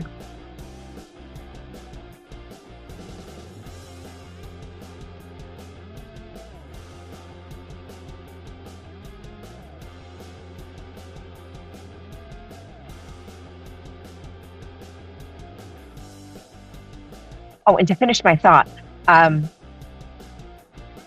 stuff like this is good for those who have anxiety, high stress. This is a good way for us to unwind and to slow ourselves down. But not everything that works for one person in that capacity works for everybody. So before you spend a lot of money, start basic and start small. I would hate to see somebody spend a lot of money and then find you don't like the crap. So start simple and then go from there. If you like it, then start, because I have tons of pens. I mean, literally. Because of what I do, I go through spurts of, my hands hurting when I've worked a lot, So I have different shapes, different styles of pens that I just dropped that one. I'll have to pick it up in a minute. That I can use for,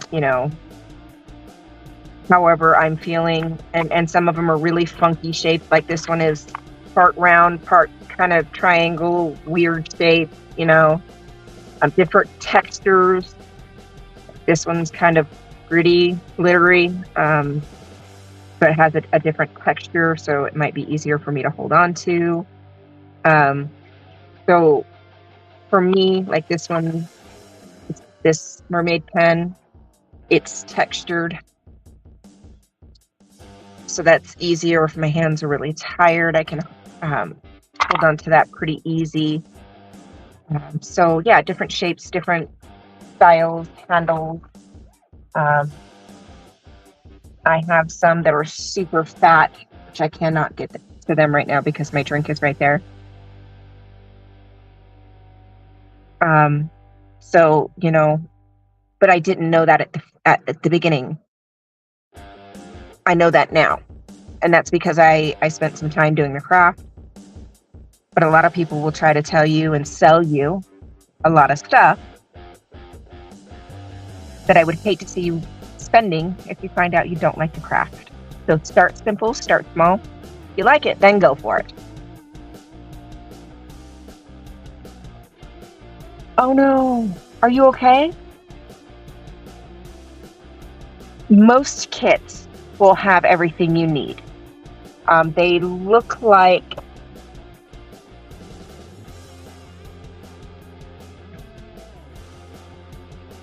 most kits will come with a little bag like this included that will have the basic tray, the basic pen, and a square of wax. Some kits will come with tweezers. But yeah, Yvonne's right. Most kits now, early on, it was questionable whether they would come with a kit or not. But nowadays, almost every kit will come with your toolkit. And this is your most basic. The pen, the wax, and the tray are your most basic that will come with. Sometimes they will come with tweezers. So, yeah, you'll start off with pretty much everything you need right off the rip to start working right away.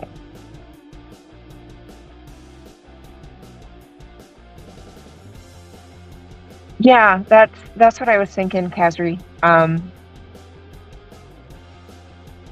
of having both going, like I do with protesting, because this is kind of the same setup that I do when I protest. I'll have one camera focused out and then one on me, so I've kind of got two angles of everything, and I thought it would be good for this too.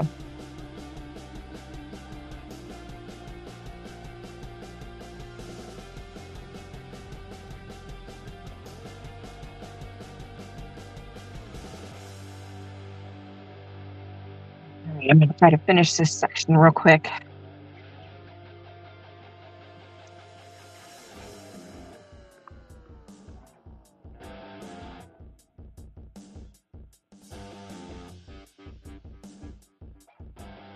Hey, Big Chief. How are you, my dear?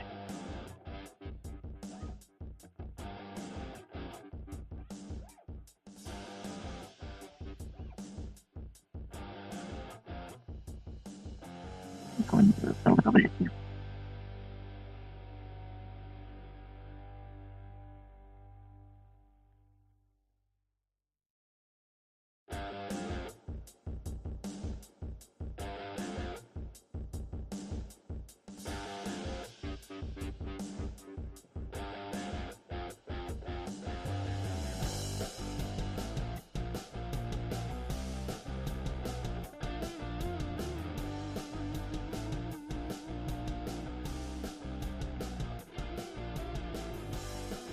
Nice, Kazri. I'm really happy to hear that.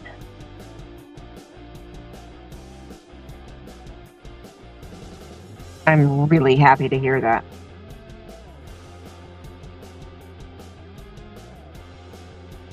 Plus, breathing through your nose is an added bonus, too.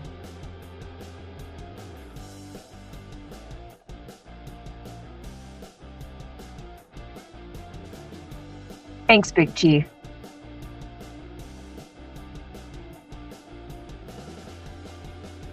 Yes, new more normal. I wish I knew what that was. But yes, do go get some sleep. We will definitely chat again soon. I'll talk to you later.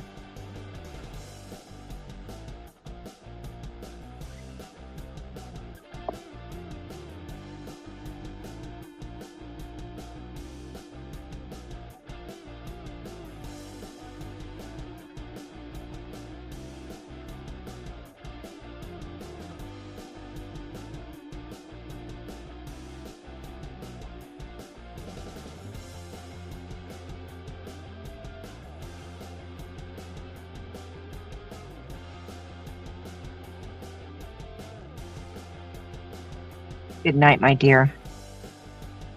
Make sure to take care of yourself, okay?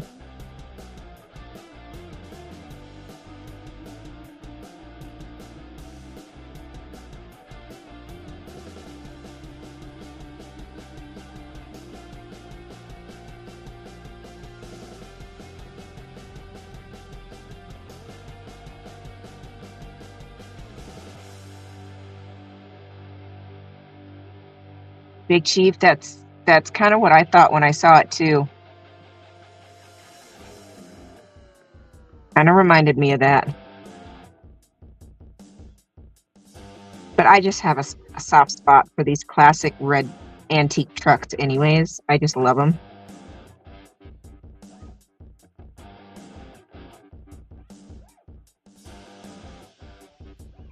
Although I do think this one's in better shape.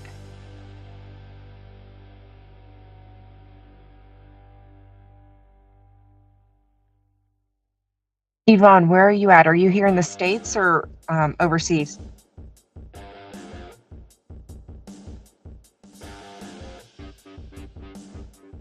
I think you said you were here in the States.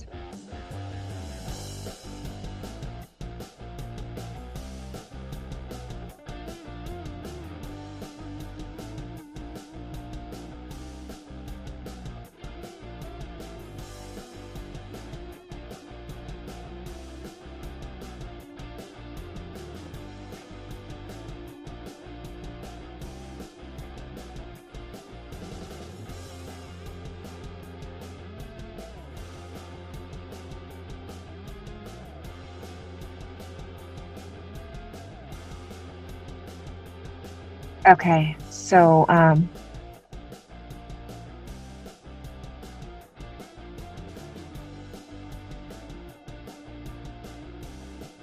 wonder on what grounds did they deny you? Is it still too experimental, or I mean, if that's too personal to answer, please by all means tell me.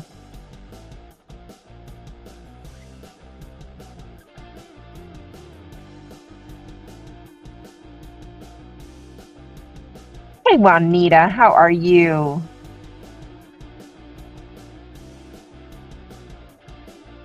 Thank you. And Big Chief, I did just see your comment. Yes, I love the old classic trucks. Love them.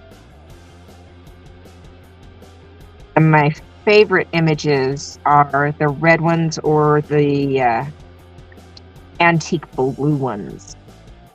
But it's usually the red ones you find. But the blue ones are actually my favorite. And I would love to have one in real life one day. I would be tickled pink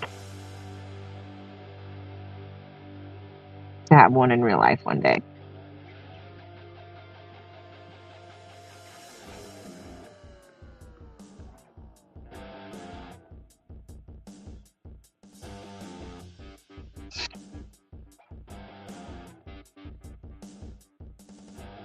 All right.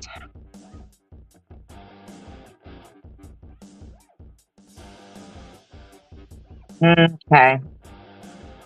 Yeah, that's kind of what I've been hearing the reasoning has been for some people. Still too new.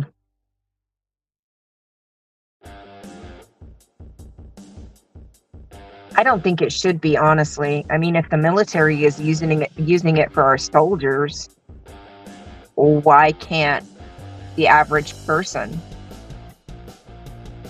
I mean, that's crazy.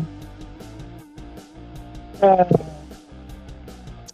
think it would be beneficial for more people because in the end, if you heal some of that, then, some of the other chronic issues have the potential to maybe not go away, but at least diminish.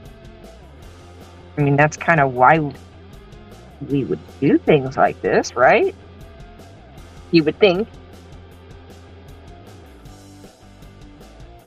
I mean, if it's good enough for the people who fight for your country,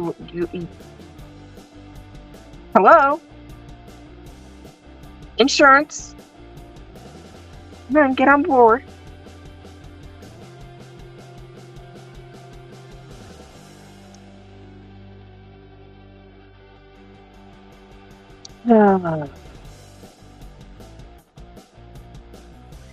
Yeah, I'm kind of in the same boat. I wouldn't doubt that it would probably help me as well. I haven't brought it up to my doctor just yet. I'm actually in a pretty decent place right now.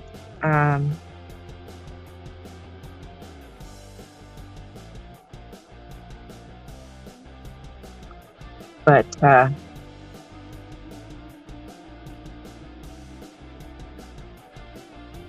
the damage has been done.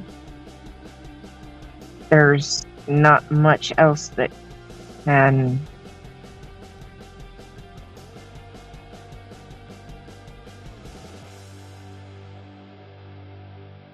I mean that the hypermobility will never go away. That's my biggest hurdle. With the hypermobility comes the chronic pain.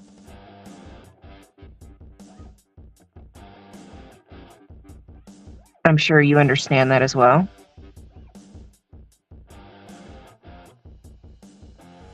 Most people understand that. So it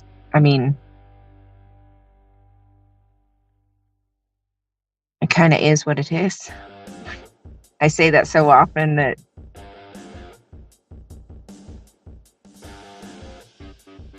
ooh,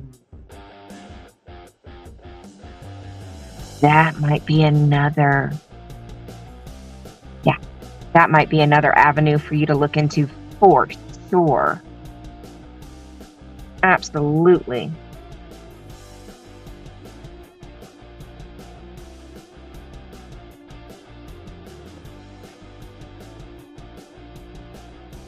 Yeah. That's definitely something to look into. You might be able to go that route. Yeah, so for years and years and years, I have been excessively clumsy, as long as I can remember. And I have asked so many doctors why. Oh, you're just clumsy. Be more careful. I physically couldn't be more careful. And I finally, about a year and a half ago, I was in so much pain by the time I got off work that by the time I got home, I physically couldn't move. I was in so much pain. And I don't take painkillers. I mean, I don't even have a prescription for anything like that, let alone be able to have them to take them. So I was in so much pain that by the time we got home, my kids put me to bed and they took care of me all weekend. And that was a huge breaking moment for me.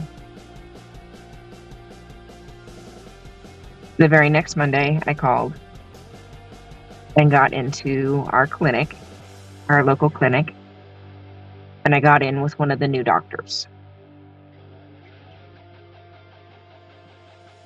Within the next 4 months, between him and one of the other new doctors, I had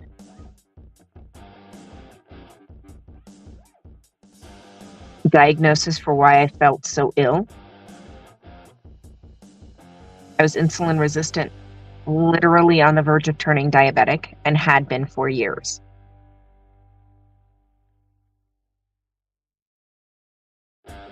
We were working on reducing and dealing with my IBS, which no doctor had wanted to touch in years. They never wanted to. I mean, I'd even had doctors tell me it couldn't be as bad as it was. Because if it was that bad, then I would be starving because I have IBS-D. And if you're starving, you can't be fat.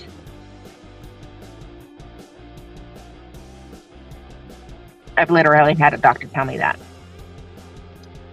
Well, your body can be in starvation mode and you can still be fat. Yes, because my body's been in starvation mode for a very long time. So overall, I was not healthy at all. I couldn't eat without being sick, violently sick.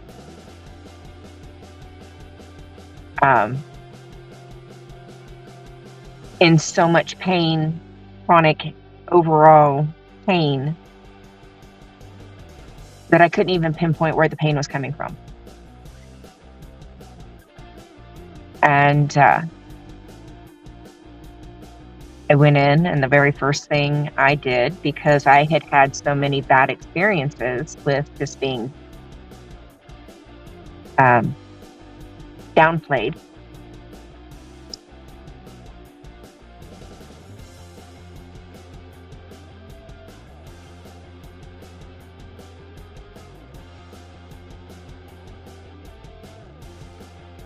exactly. Yeah, it's yeah. Well, I just don't do painkillers. I don't take anything addictive, period.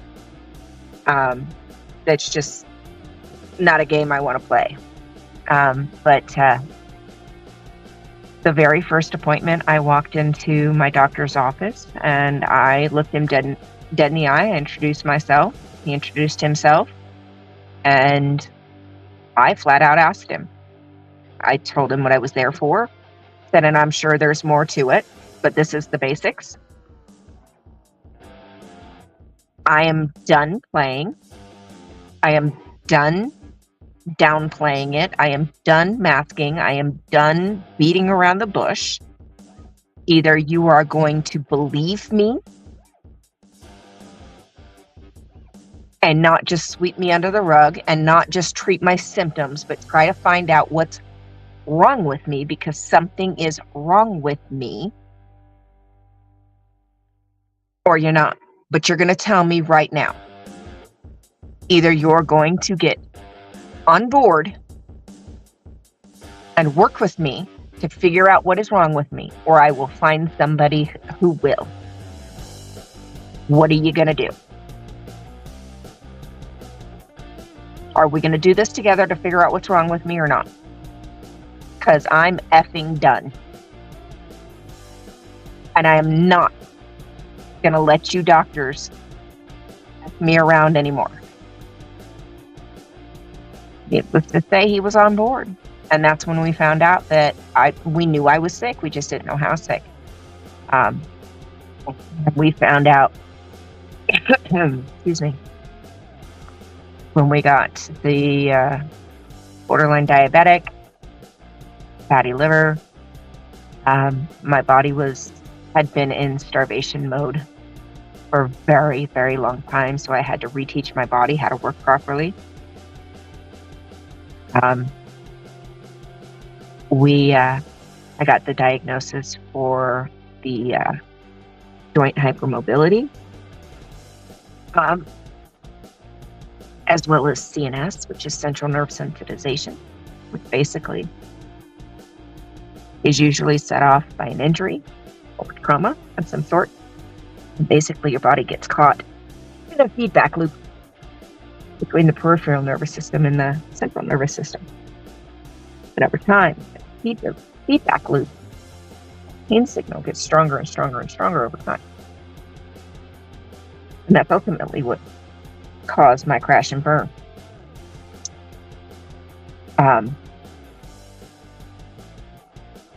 Very layman's terms, very simplistically, explanation of the joint hypermobility syndrome is a deficiency of collagen in the body. And it's the body's inability to produce, absorb, use, whatever, a collagen. So it makes the connective tissue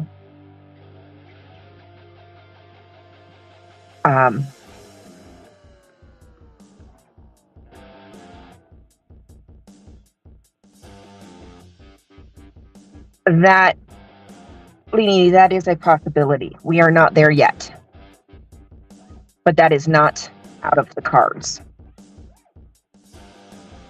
But the way it affects me is my knees are so weak. I have no strength. All my joints are looser than what they should be, so I'm constantly tweaking my hips. I'm tweaking my back, my knees, my ankles. I'll roll my ankle like that. It's like nothing.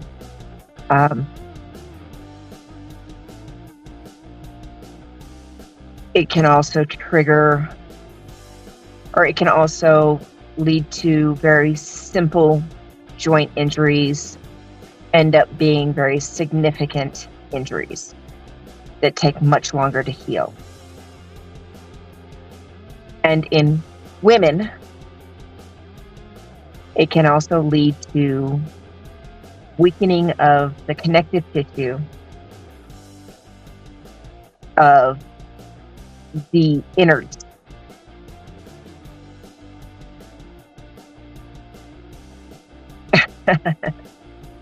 No. And in my case, that's what happened as well. It was a combination of the hypermobility, the connective tissue issue, and the amount of time I was in the bathroom with the IBS. That led to a very, very, very level 4, which is the worst level vaginal prolapse. That I was not just losing the women parts, I was also losing my bladder and my rectum. All my innards were trying to fall out. Literally. And I'm just a bear. Yeah. I am barely a year after having the reconstructive surgery to fix all of that. But now,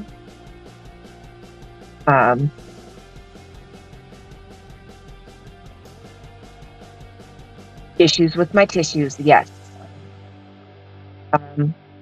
Local anesthesia works, but it does not last near as long as it's supposed to on me. When I had my teeth done, because I have false teeth, I only have 2 teeth left. Where those brackets are the only teeth I have left.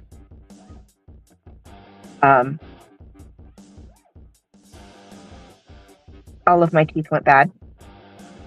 The enamel of my teeth was so soft that every time I brushed my teeth, I was actually brushing enamel away.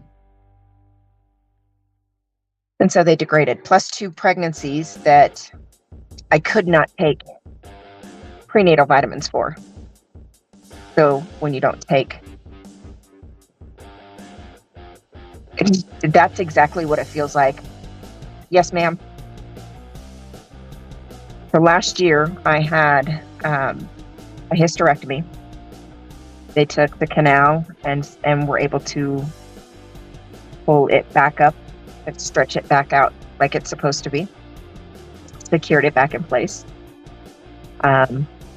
Put my bladder back in position and my rectum back in position, and secured them.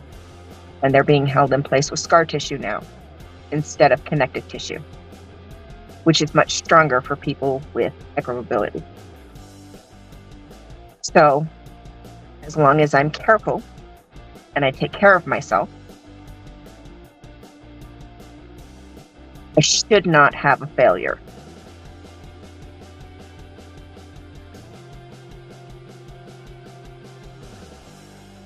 So we should be good to go. But that was horrific surgery. I couldn't walk or sit for 10 days.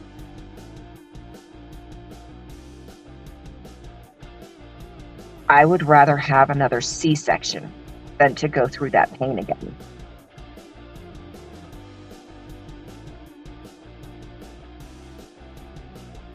Yeah, we have to be careful. I've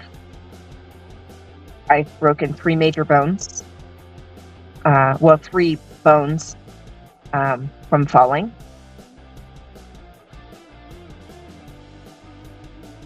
I broke my foot. I completely smashed this toe, and my pinky toe went out so far, so fast, that it snapped the bone in the side of my foot.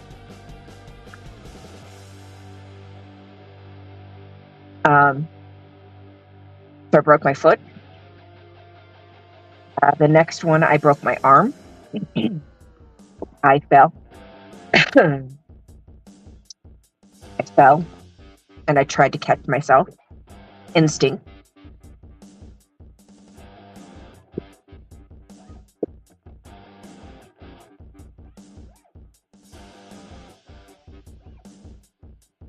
And the way I fell with my hand slightly kind of twisted back.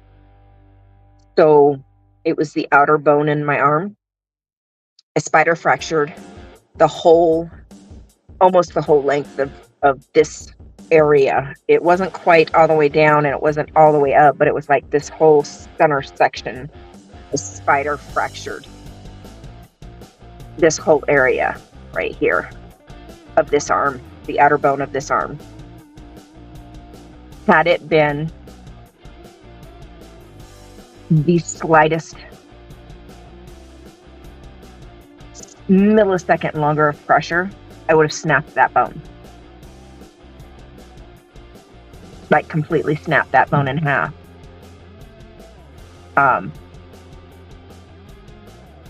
As it was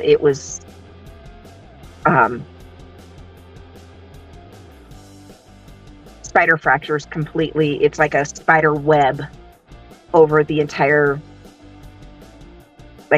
surface, outer layers of the bone. And it's the precursor to shattering a bone almost, from the way it was explained to me. And it would have been it would have been a millisecond longer pressure, and I would have probably shattered that bone. And the last one, I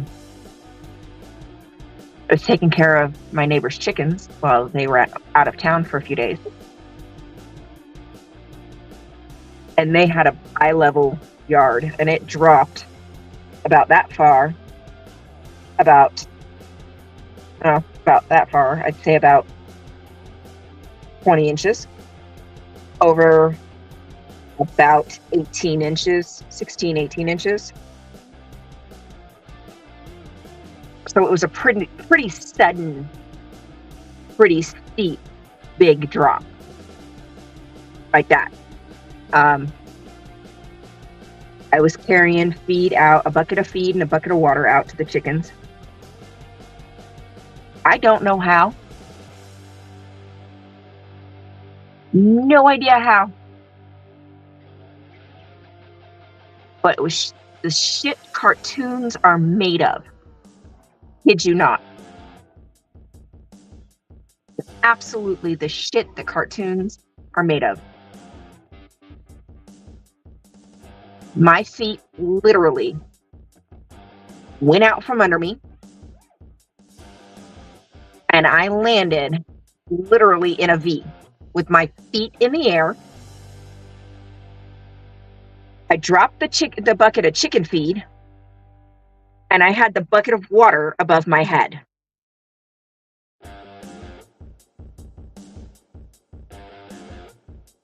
I didn't spill a drop of water. But because I was trying to make sure I didn't drop any water on myself, I landed leaning back. And my ass found the only exposed tree root in the entire yard from a dead tree that had been cut down.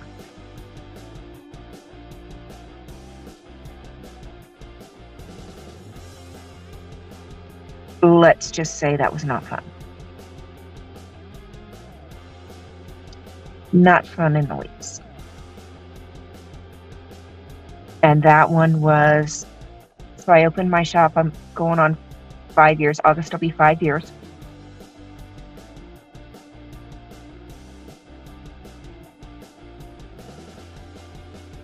The lockdowns happened barely right at 6 months.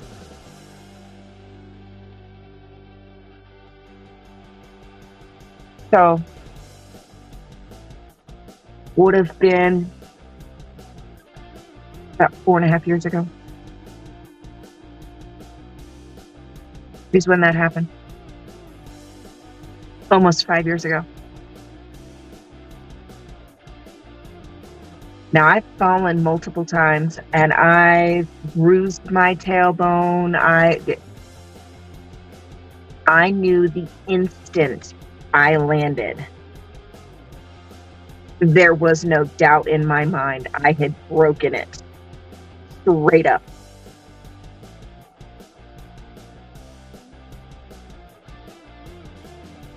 You know what? Yes. I tell you, once I got over the pain, though, I was laughing like a mad woman. Well, not over the pain, but once I could breathe, let's put it that way. Once I could breathe, I was laughing like a mad woman because I knew it was broken. And what else are you going to do? I was there by myself. I've got 3 dogs to take care of. One of these dogs is just so in love with me that he bowls me over because he was an overgrown ox of a lab. I miss him to this day. We lost him a couple years ago. I mean, this.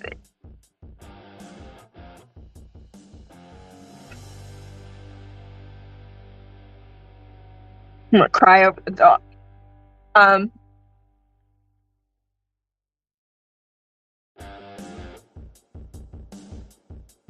Damn it.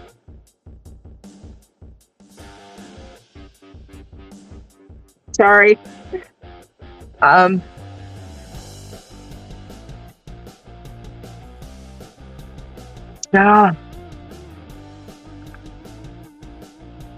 You know, the dogs are looking at me like I've lost my mind.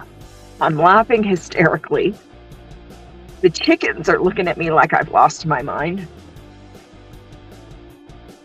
And which makes me lose my mind even worse.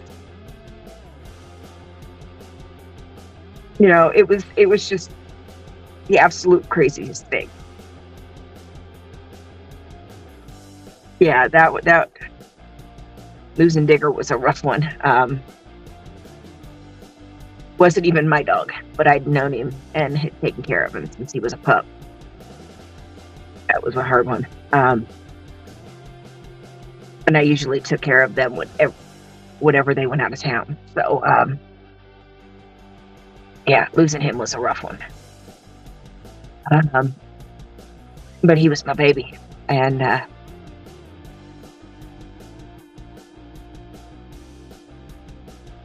yeah. But yeah,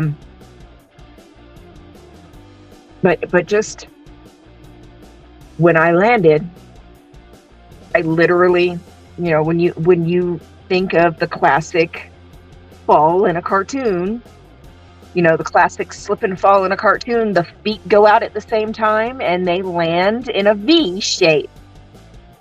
That's exactly how I landed, with a bucket of water over my head. Dropped the chicken feed.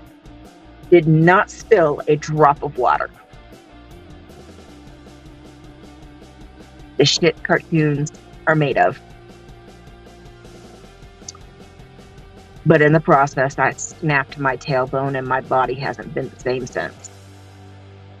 That was the last injury that set off the CNS. And my body has been stuck in that feedback loop, that pain feedback loop between the nervous systems ever since.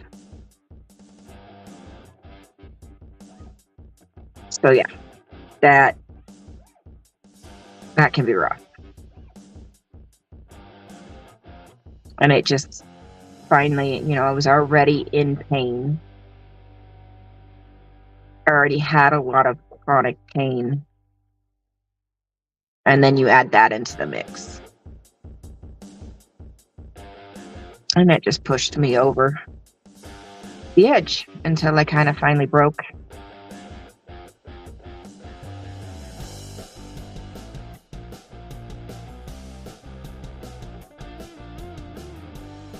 No, because I completely understand that statement, because if anybody else had, outside of the dogs and the chickens, if anybody else had seen me that day when I fell and broke my tailbone, they would have thought I was absolutely losing my mind. I completely understand. I mean, I laugh about it now, but it is literally the shit that cartoons are made out of.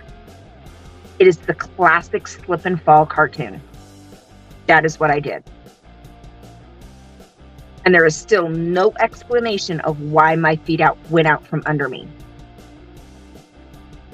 Other than, yes, you got to see it to believe it. Now, the sad thing is, when I came home, hobbling home, my kids looked at me like, "What'd you do now?" First words out of their mouths. That's sad. But so appropriate and fitting for me. And when my husband got home, they were they got such a kick out of it that they were fighting over who was going to tell him and act it out. Because I had described it and they acted it out, and I described exactly. My kids are absolutely vicious. I mean, they get it on us, but they are absolutely vicious. Yeah, it was one of those. But I know I broke it, and I broke it good.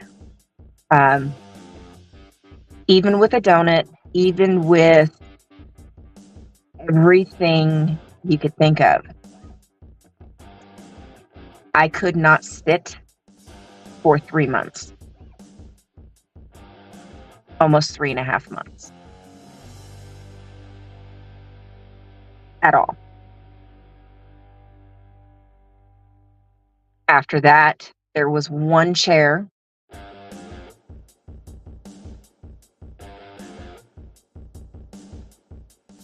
Yeah. I hear you. I feel you. I am with you. Um,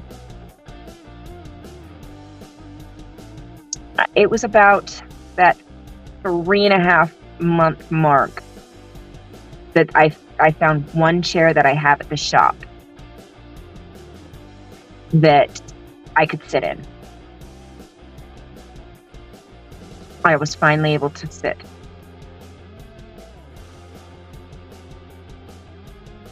With the donut to start with. And it was because of the way it was shaped. But that was that, like I said, roughly 3.5 month mark.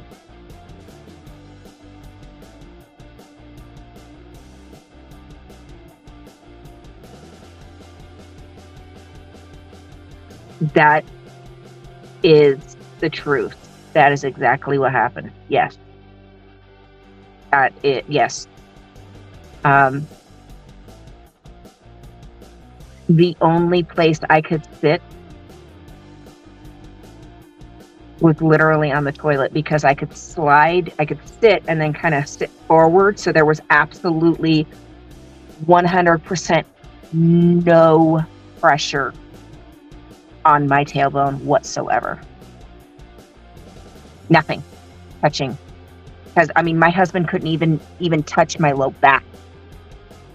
Because, when your significant other touches and kind of cradles your low back, he couldn't even do that. I could barely handle the pressure of having clothes on. I was in so much pain. So I could not handle anything touching my low back, that mid hip area, the bum. I couldn't handle anything, even touching. And yeah, no. So that was the only place I could sit because there was absolutely nothing to touch. No pressure whatsoever. But you can only do that for so long. And when you only have one bathroom in a household of 4, you can't sit there all day. So, yeah. It was literally stand or lay down for the first 3 months, which got old fast.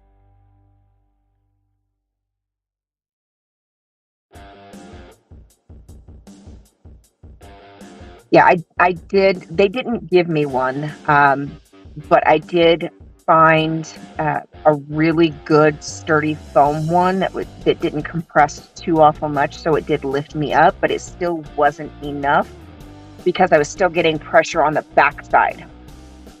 And that was my problem, is I broke it so good that I couldn't even tolerate pressure on the back at all.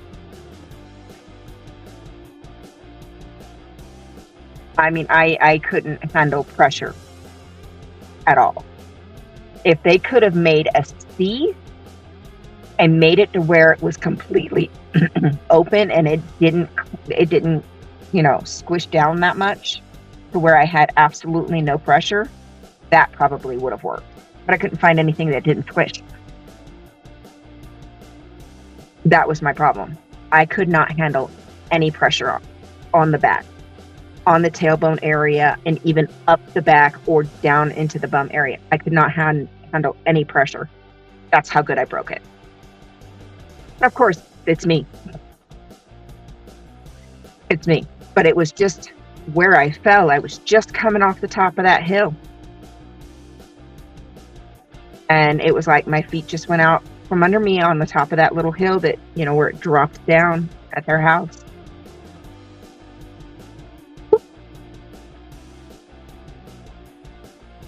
Mm-hmm. Yeah. It's crazy. Nowadays, when the kids tell my husband, guess what mom did? Oh, hell, would she break now? Yes. Yes, we are. We most certainly are. And now, even now, it's still It still bothers me. It still bothers me, and it probably will for the rest of my life. I did a gooder. I most definitely did a gooder.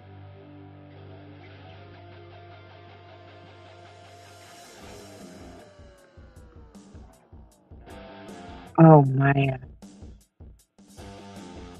I can only imagine that pain. Thank God that is not something I have experienced yet. Thank God. Oh, honey.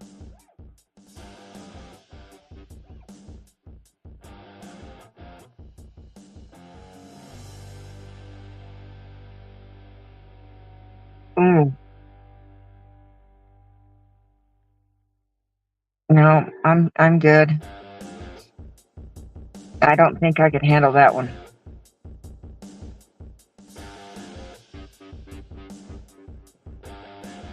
Yeah, I don't think I can handle that one. Mm-mm. I know that's got to be painful. Oh,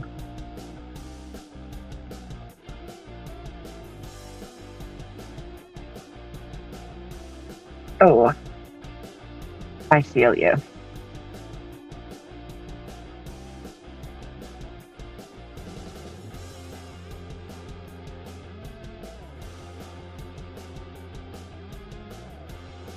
Mm.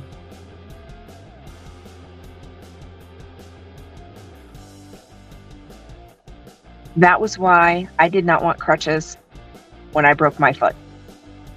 So we compromised, and they put me in a stabilization boot.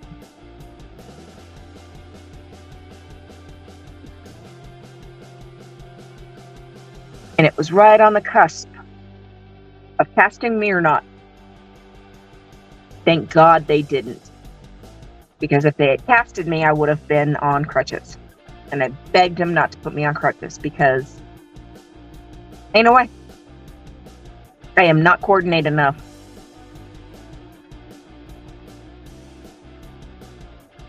Not coordinated enough.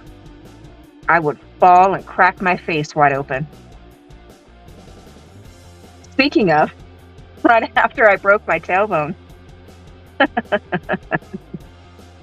thank God I had my contacts in that day instead of my glasses on. I was just getting better, so it was probably about 4 months after I broke my tailbone. I slipped at the shop, tripped over my own feet. I went face first into the door that separates the front lobby area into my grooming area. And I went face first into the thin side of the door. And the way I caught it was right across my forehead, the bridge of my nose, and across my cheek. So it was literally like this. Diagonal across like this. So it went down my forehead, across the bridge of my nose, and across my cheek. Gave myself a very light black eye.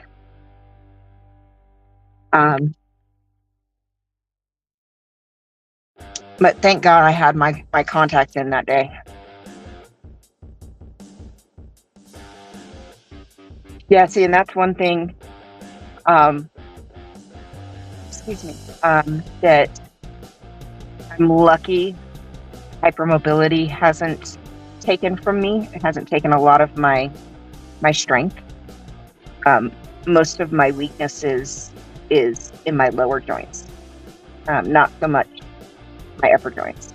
So I'm very grateful for that, because I don't know if I'd be able to do my job if that were the case. And I love what I do. Absolutely love what I do.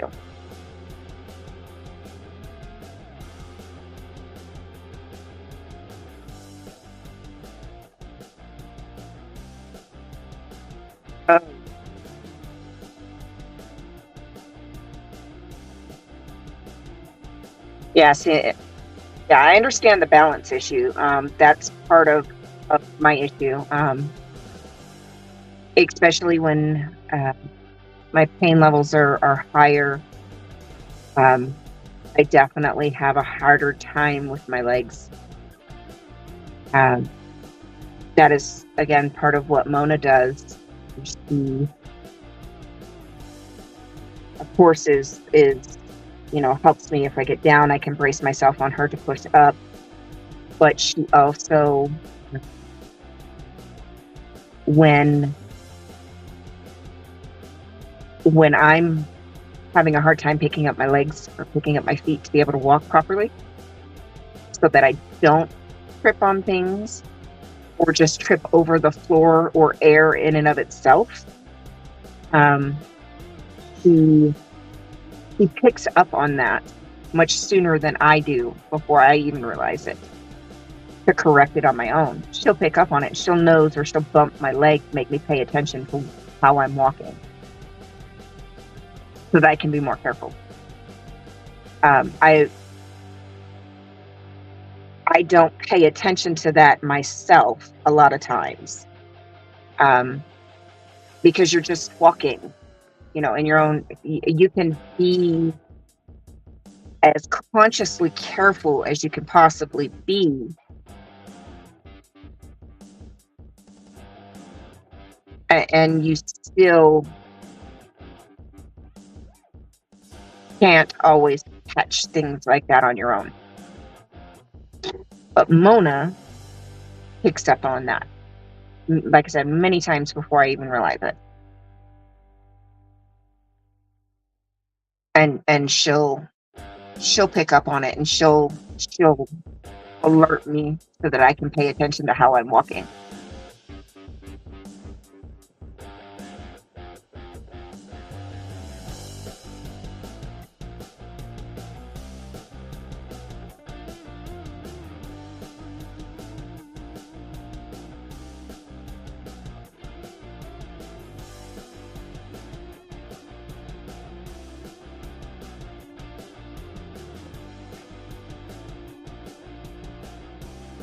That's Yeah, that's kind of what I'm trying to deal with my issues. When I broke last year and a half ago, and started dealing with these issues, that's kind of what I told the doctor when I finally went, is I don't want these issues to get so bad that my kids have to take care of me. I want to fix what I can fix. Slow down whatever I can slow down, and reverse whatever I can reverse.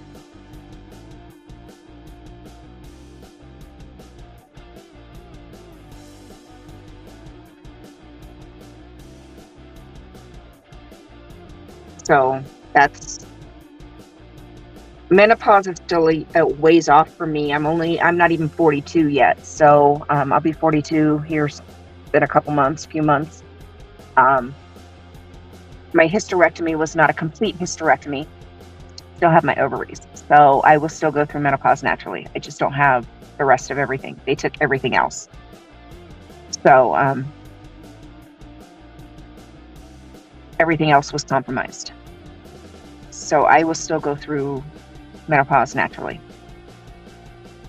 So I still have a ways for that, so that I can still continue to work on everything else like I've been doing. Since we've got the diagnoses for everything, I've lost almost 50 pounds. And that has helped tremendously. So I'm going to keep going. And hey, Red, I'm going to keep going.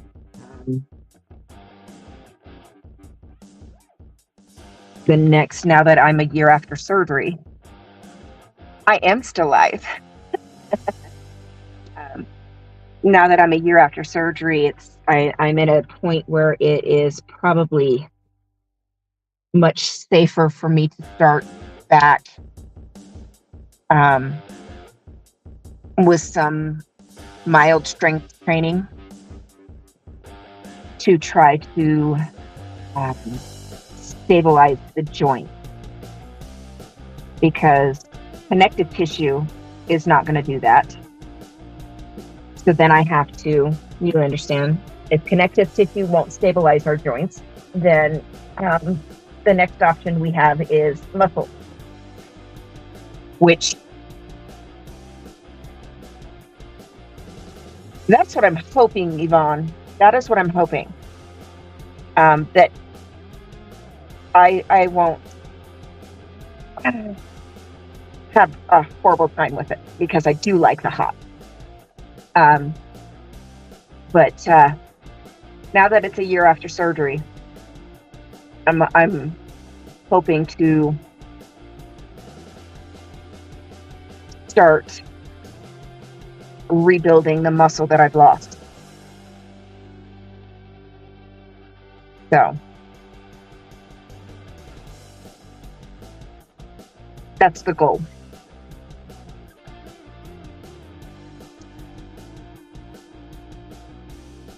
Yeah, and I'm hoping that because I do like the hot, that menopause is not going to be that hard for me. Knock on wood, whatever it takes. But I'm hoping.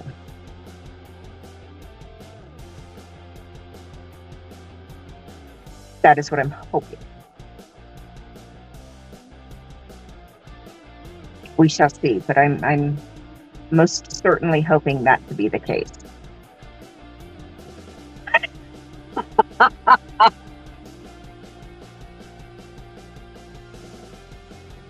Oh, that was perfect timing.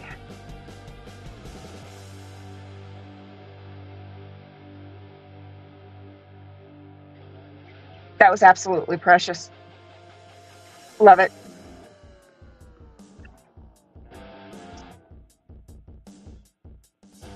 Yeah, that's kind of where I'm at the point now.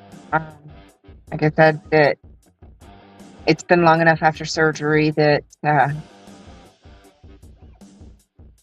after this type of surgery, of course, we have to be careful. But I've been researching some safe exercises, strength training exercises specifically for women that have had this type of surgery specifically. Not just one aspect where it's been just the bladder or just the rectum or just the uterus. In my case, it was everything. So there's not a ton of specific information that I can find out there specifically for the type of surgery that I had. It's usually geared more towards prevention. Yeah, and full on pelvic floor is part of it, but I'm looking for all over strength training, specifically strengthening of my joints to preserve the stability and integrity of my joints overall. It's not necessarily pelvic floor that I'm looking for. So, and that's where I'm having the hard line of the research that I've been looking for, because every time I type in and search for, I get results for pelvic floor physical therapy or pelvic floor exercises, and that's not necessarily what I'm looking for. So I'm having to sift out those responses to try to find what I'm actually looking for. And I've worded it, I can't tell you how many different ways, to find safe exercises for women, specifically strength training and strengthening exercises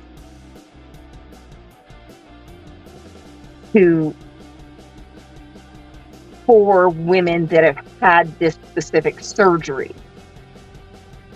but not pelvic floor physio. I'm looking for overall body and joint strengthening. And that's where I'm having a hard time, because I don't want to do an exercise that could weaken the stability and integrity of the repairs that were made.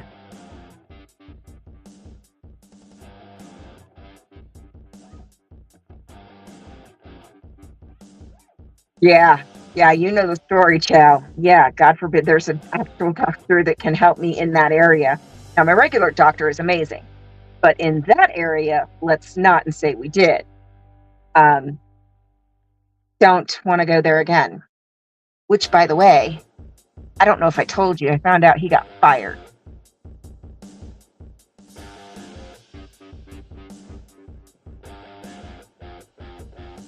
He got fired. Did I miss Brian?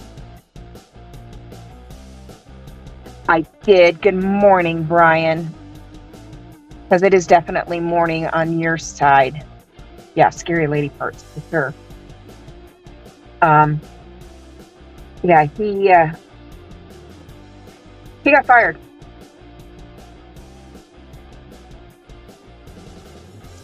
Oh, Maya, the doctor, the first OB doctor, the first gyno doctor that I went to here in town, that when the prolapse was exiting, because I was a full level 4, which is the worst, because they gauged prolapses in 4 levels, 1 being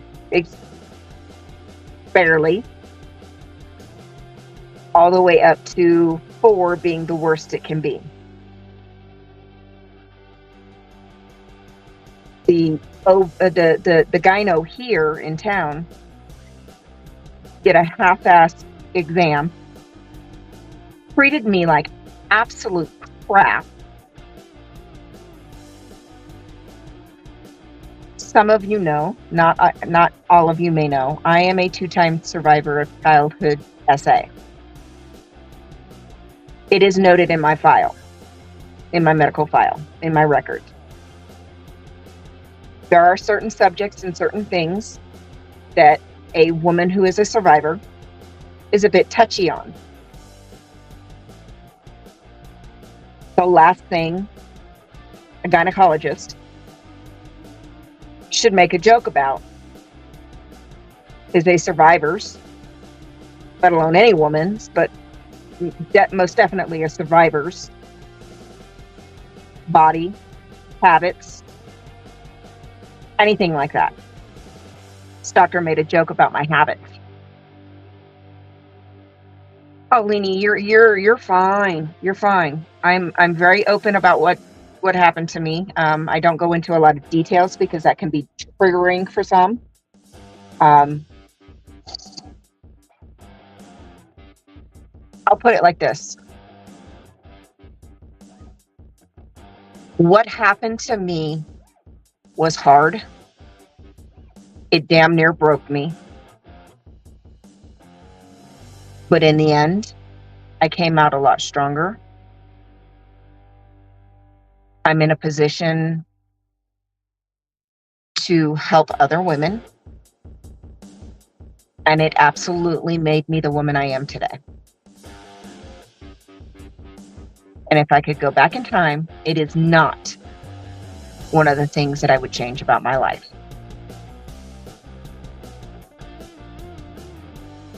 And Brian, he was so more than just a prick.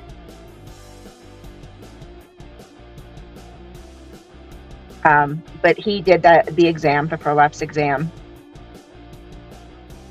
half-assed, didn't even perform the exam properly. Then has the audacity, after I clearly told him, I'm not here for you to diagnose me because I already know what's wrong with me. I'm here for you to confirm it and determine at what level.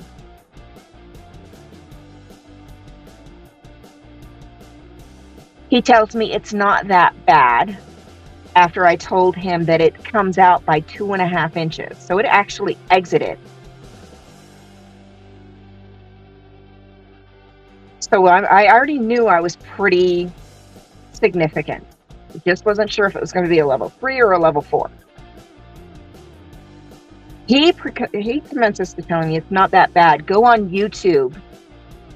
Look up this specific doctor on YouTube and follow what she advises for pelvic floor physical therapy, and you'll be fine.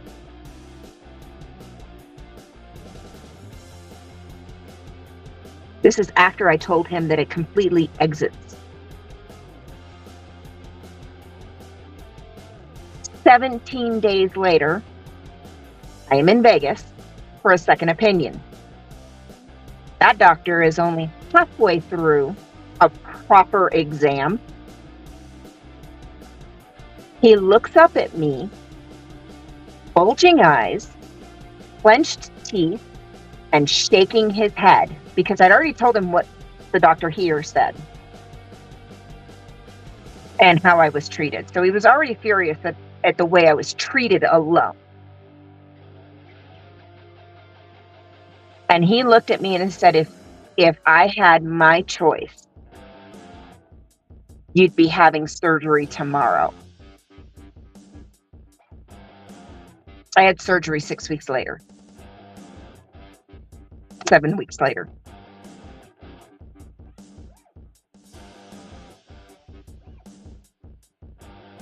It was that significant.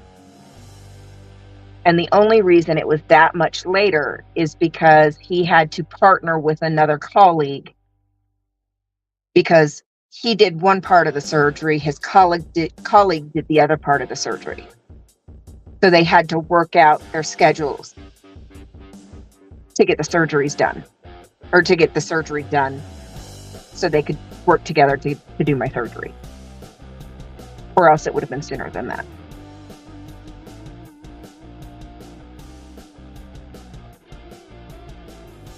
Yeah.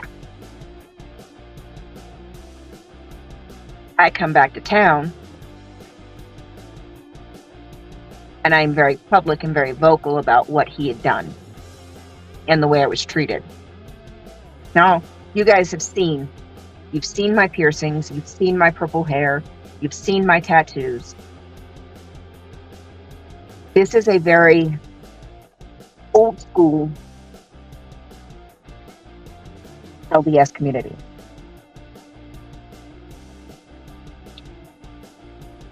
A lot of the families here are pioneer stock. That means they were part of the migration. Clearly.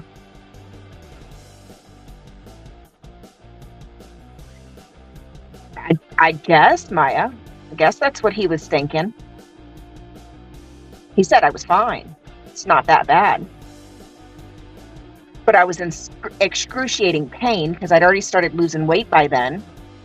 So what little bit of cushion that I had from the excess fat between the organs was gone. That's why I was in so much pain with the prolapse so quickly.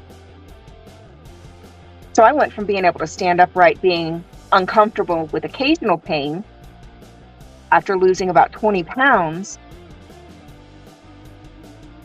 I was in excruciating pain and couldn't even stand upright. But it wasn't that bad. And that was only at a difference of about 18 to 20 pounds.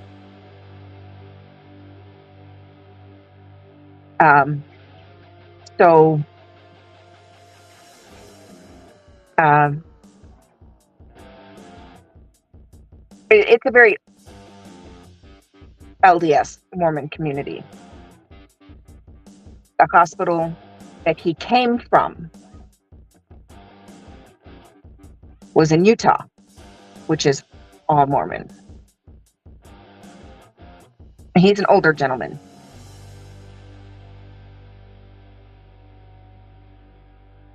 Hospital he came from, I looked him up.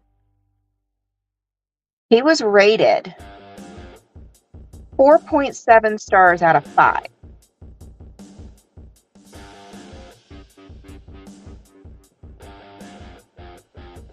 The care I got most certainly was not even a 4-star, let alone 4.7.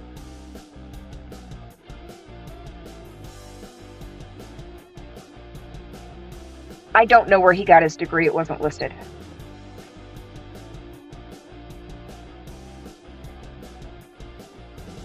But it wouldn't surprise me, honestly.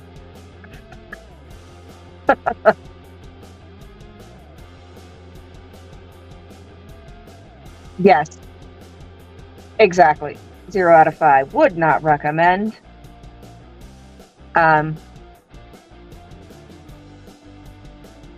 Unfortunately,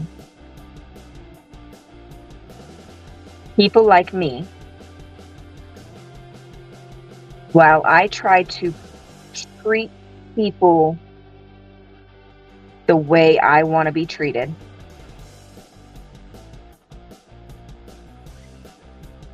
I try to put out into the world what I would like to see come back to me if I was ever in anybody else's position. You know, I just try to be an overall good person.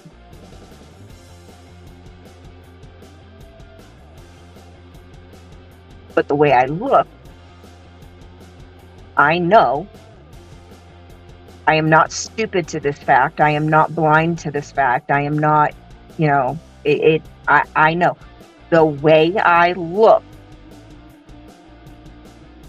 does not reflect my personality in the least. Thank you.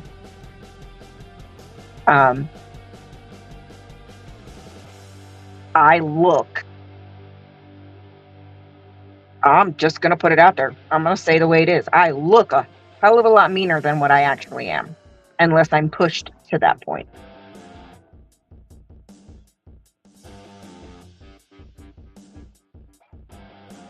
You know, I know my appearance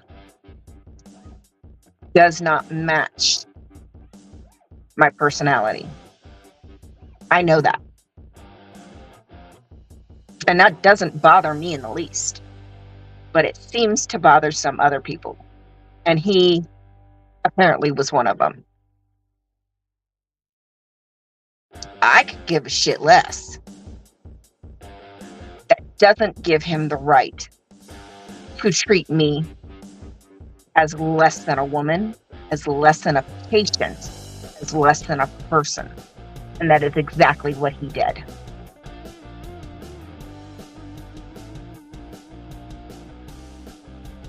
The joke that he made, I don't like messing with my hormones.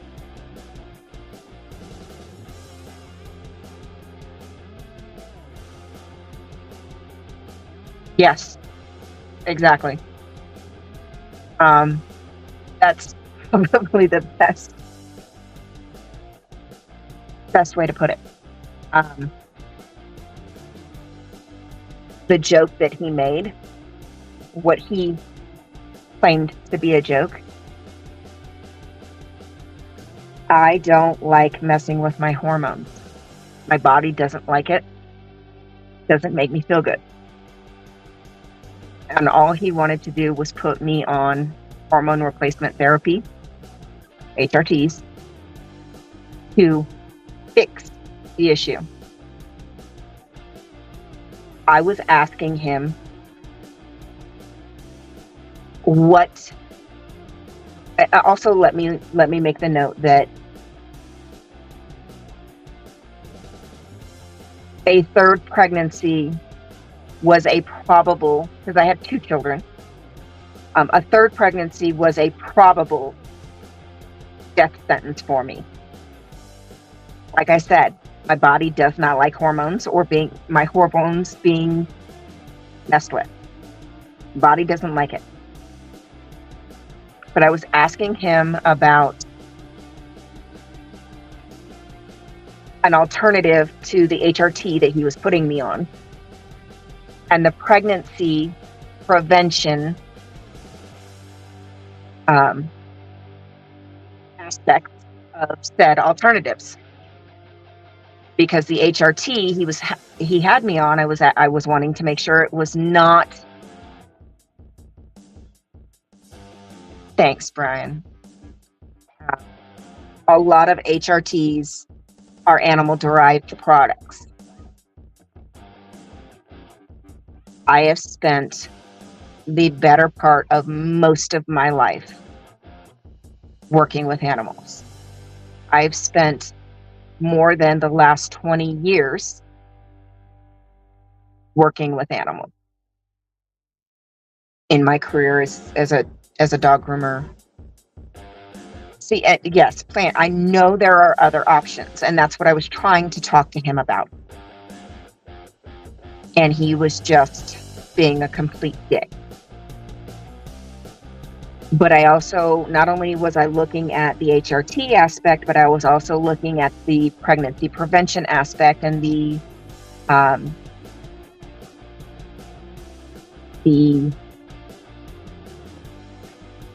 effectiveness of the pregnancy prevention.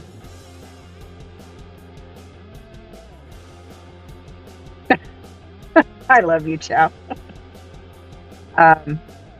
Because I personally have an issue with animal-derived hormones because I know how they are derived. And I don't agree with that process.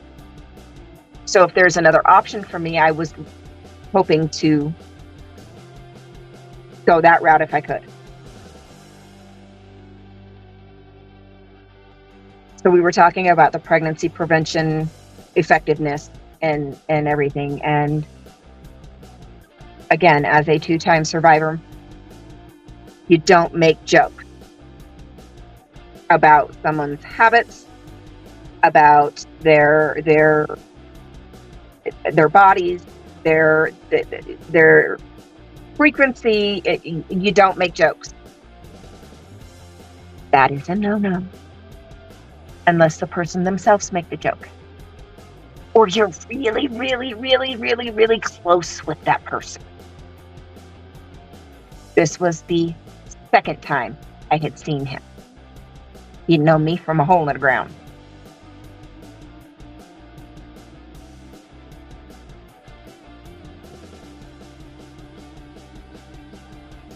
Yeah. Not in that capacity. Yes. And when you are in that capacity, I 100% agree, Chow. Absolutely. And Leanie, I wish it was that easy. I have fought for quality women's health care my entire life. Here in the States, that is not something we easily get. At all. He made the joke, again in quotes,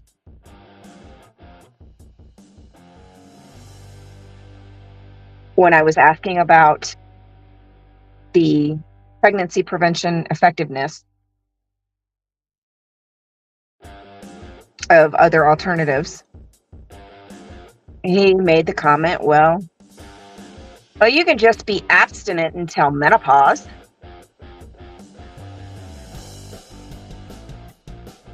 Keep in mind, my husband was sitting right next to me. My husband is damn near 6 foot tall. At the time, he was 225 pounds.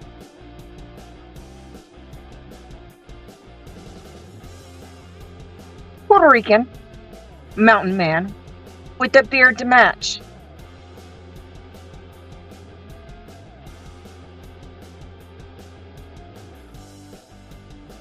And then you have me, who already looks scary.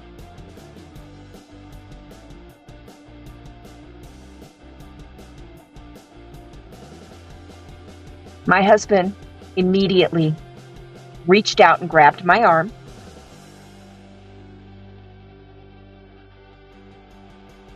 Now, my husband was sitting on the inside and I was sitting on the outside.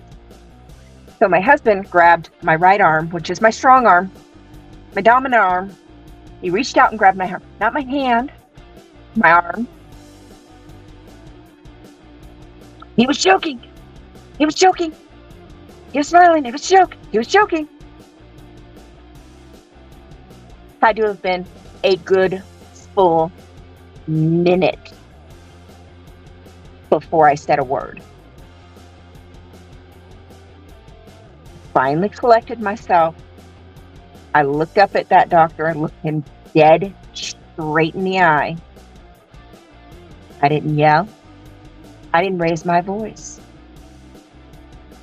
I looked him dead straight in the eye and I whispered, "It was a good thing it was a joke because he about got punched."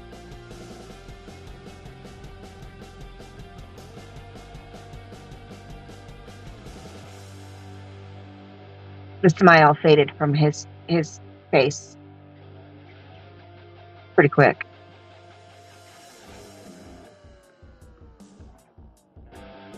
Yeah, he knew he screwed up on that pooch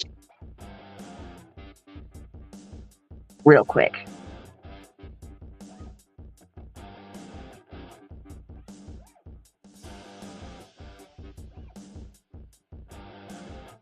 Yeah, Leanie. I only ever had 2 pregnancies. I did have two live births, both C-sections. Unfortunately for me, my body cannot. I'm literally allergic to being pregnant. My body, in very layman's terms, my body can't process the pregnancy hormone. So the longer I'm pregnant, the higher the hormone, the sicker I get. That's basic. I'm putting it in the very basic terms. So after my first one, that doctor in Florida told me if I had a second pregnancy with complications, he would not recommend a third pregnancy. It could potentially have dire effects. Then I was here with my second one, and they rotate doctors. At the time they did.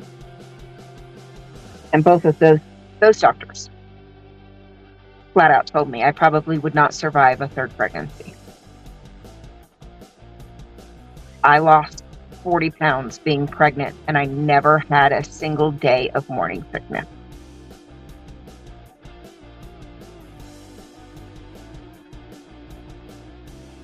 My body does not like being pregnant. My body does not like fluctuating hormones, not like that. And it makes me sick.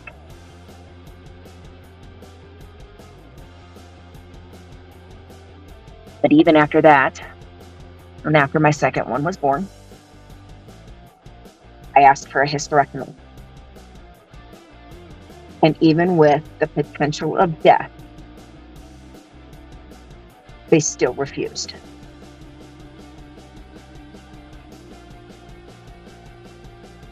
A potential for death was not enough reason medically for a hysterectomy.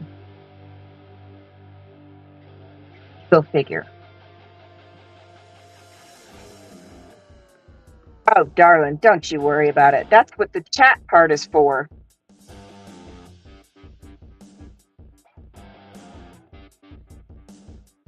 The chat part is for us to be able to talk about whatever.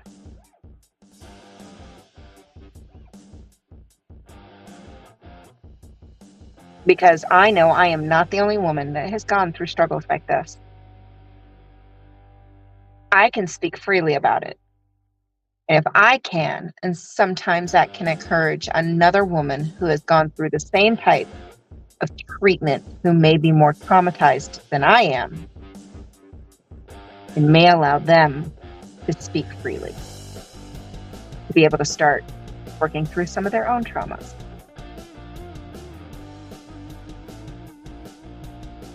By all means.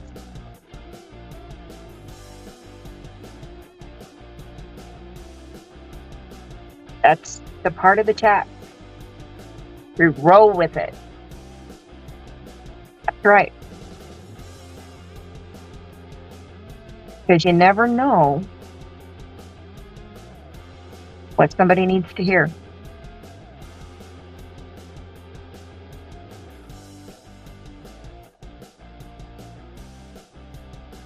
You never know.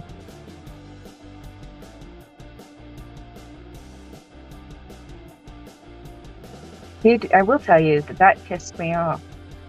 And I think I scared him a little bit. You know, when a woman whispers when they're pissed off, that's scary.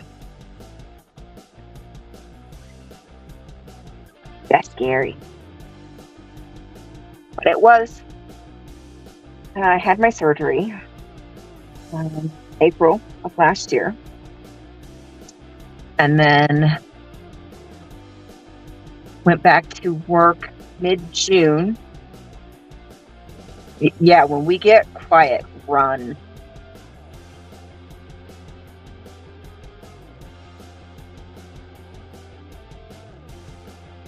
Come on. You join us over here. Because there's actually a lot of us. A lot of us girls right here. We've been through a lot of shit. And we can relate to you, for sure. A lot of us right here in this chat right now can relate to you.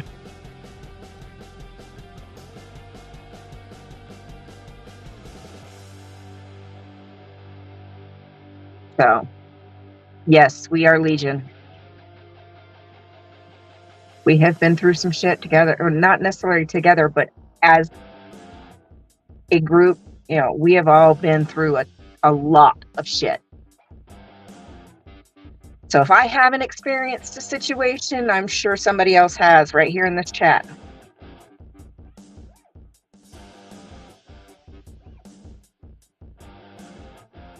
And I'm going to start trying to go live a little bit more often so where we can have these little get-togethers and little chats and just hang out. Yes, exactly. That's what I was trying to say. Collectively, we've seen it. We've been there. We've done that. Absolutely.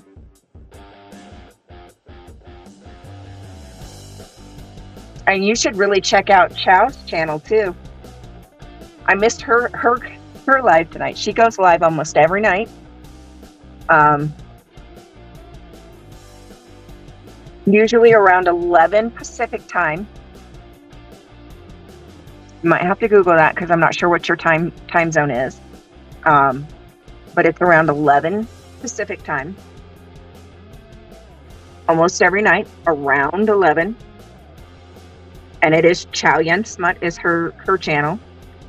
And then Maya also has a channel where she's got some art stuff. And Maya is a hell of an artist. And then Brian also has a channel as well where he shares some of his poetry. Who else was in the chat tonight? Let me see. Try not to block the camera.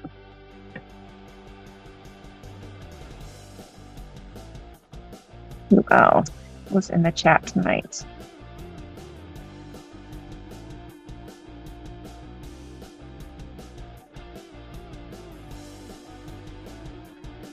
Okay. It's taking forever for the comments to load, but that's who I can think of off the top of my head.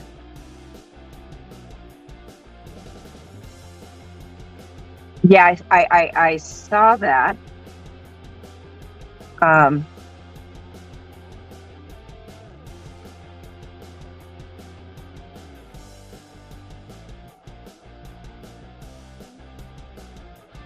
What the hell was the blonde hair about, Chow? I just happened to peek that. What the hell was that about? Are we going blonde or are we just bleaching, getting ready for new hair.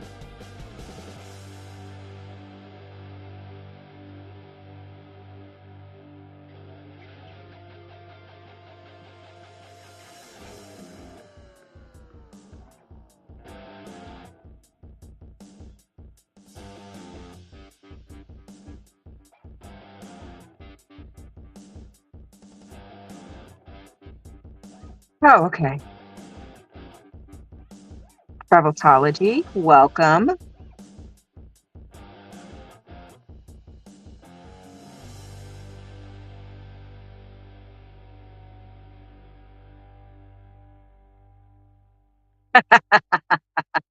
Yeah, I'm not usually on quite this late.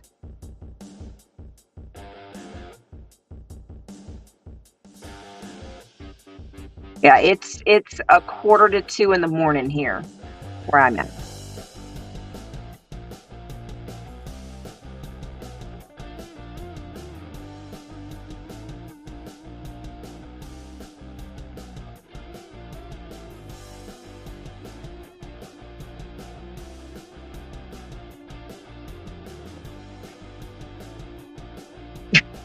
We showered with Maya.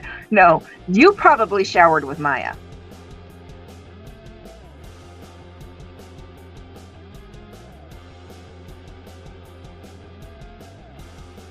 You probably hung out with me while she was finishing up, but you probably showered with her.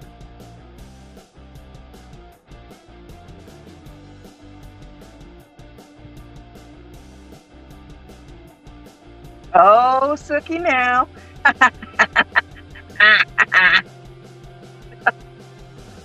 Love you, Maya.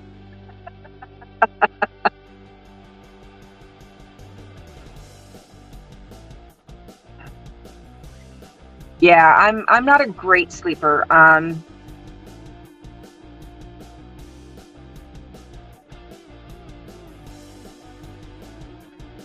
You are very welcome, Traveltology. And like I tell anybody and everybody, if there is something specific that you want to see, or you have a specific flyer that you want for your area, um, you have a specific need for your location, just email me and we can come up with something. So that's something that I try to make sure everybody knows. If there's a specific flyer or a specific need um, that you need for your area, you just give me a holler, shoot me an email, and we can discuss it.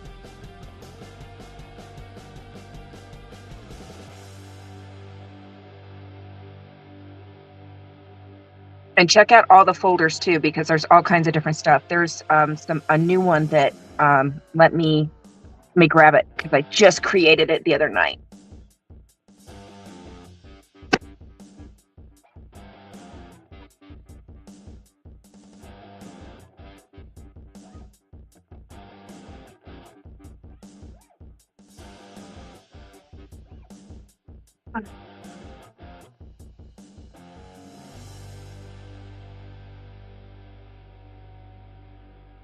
All right. Oh, you can see it from here. This is one I just created the other night. And it's Scientology is a cult, child and elder abuse, human trafficking, credit card and bank fraud, R1 visa fraud, and more. Visit sptv.space to learn more. If you need help leaving Scientology or to support those leaving, visit sptvfoundation.org or the QR code that leads to both links so they can choose. So this is in the QR codes folder.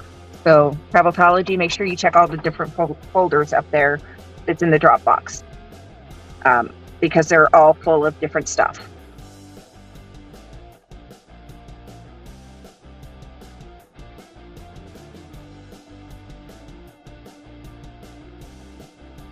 Yeah, this one's smoke. This is the Nord 4.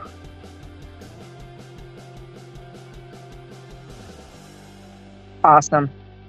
Yeah, this one I just uploaded I think 2 nights ago. So, yeah, definitely. This one's one of the new ones. And then this shirt is a new flyer that I just did too, and I turned it into a shirt. But kids are not commodities. Kids can't consent, and stop Scientology, and then of course the image. So, and this is a quote from Brain Fog from a while back, and I finally got a chance to get this one uploaded, created and uploaded as well. Awesome. So yeah, these this is a new one that's also up. So make sure you take a look.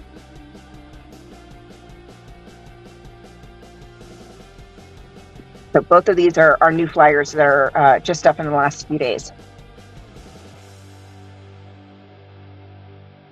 Yes, QR codes are great. That might be something I might do if I ever get my hours and can open a merch shop. Anything.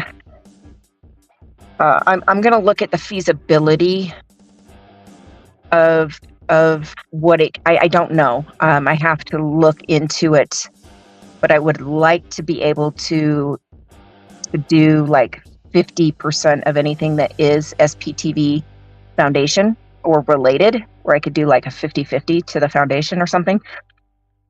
It's an idea. I am not promising. But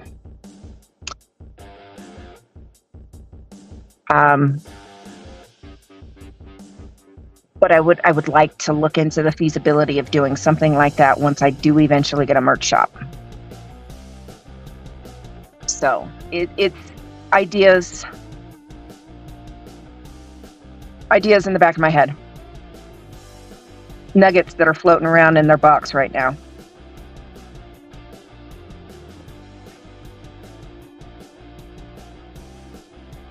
So yeah, that's why I'm not committing to anything, but I'm trying to the markup and that's where I'm at. That's why I want to, before I even try to commit to anything, I have to look into the feasibility of it first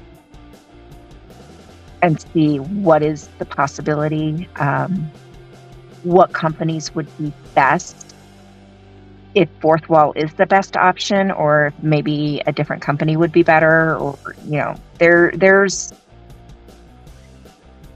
some investigation and research that needs to be done before I want to try to commit to anything. But there are some nuggets floating around in the box. So, I mean, I would like to be able to do more in that.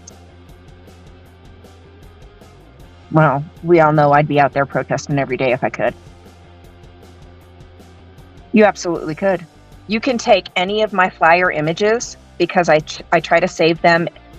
Some of them save in dual, but I purposely save all of my images in JPEG, because JPEG is the easiest image file to be able to manipulate. Blow it up, shrink it down, turn it into other images, you know, the whole 9 yards. Save it and insert it into other programs like Cricut, Design Space. I don't know what the Silhouette program is called. You know, so I purposely save all of my images and all of my flyers in a JPEG format, because that is, like I said, the easiest to manipulate into the most programs for other people to use. So if you have a Cricut, you can take any of, and that's what I did with this one. I took this image from my Dropbox. I did say Cricut. Imported it into the Cricut Design Space, program because I have a Cricut cutter. Edited it so that I cleaned up the background and everything like that, took the background out. And then, not that Cricut, or you Cricut.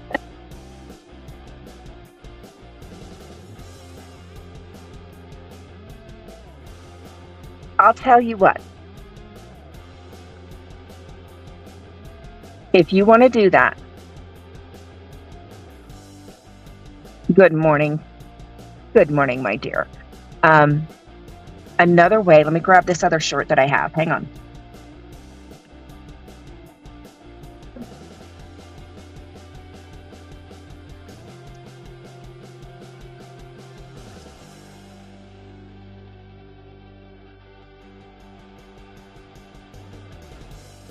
All right. I'm not going to put it on the desk because if you haven't seen it yet, this one's pretty badass. Okay, so I did this one with sublimation. So I have the sublimation paper, and I don't have a sublimation printer, but I do have the markers. So I was able to draw it out with my Cricut machine, and then I ironed it on. So there's no iron-on plastic or vinyl on this. This is directly onto the fabric. So this feels just like the t-shirt. So this is sublimation. This is where the ink is heat pressed into the fibers. The other option is iron-on print and iron-on vinyl. I did the same thing where I used the Cricut Design Space, imported one of my images, one of my flyers, into the Design Space and printed it out, and used the Cricut machine to cut it out for me.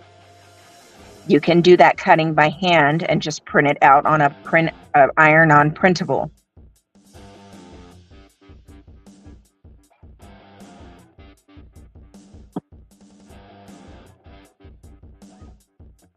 All this is the iron-on vinyl, the iron-on for dark fabric. So that's going to come out white. And then I printed the image on it. Now, if you weren't using a Cricut machine or another cutting machine program and cutting machine, you would just cut this out, place it on, and iron it on following the manufacturing instructions. So all of my images I purposely save in that format because that's the easiest format that can be manipulated and imported into the max amount of other programs. So if you know how to use a printer and you know how to use an iron, you can make a shirt.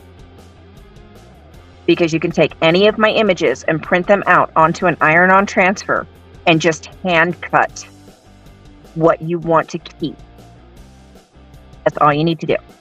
You don't have to use a cutting machine to do it. I did because I wanted that perfect, even edge all the way around.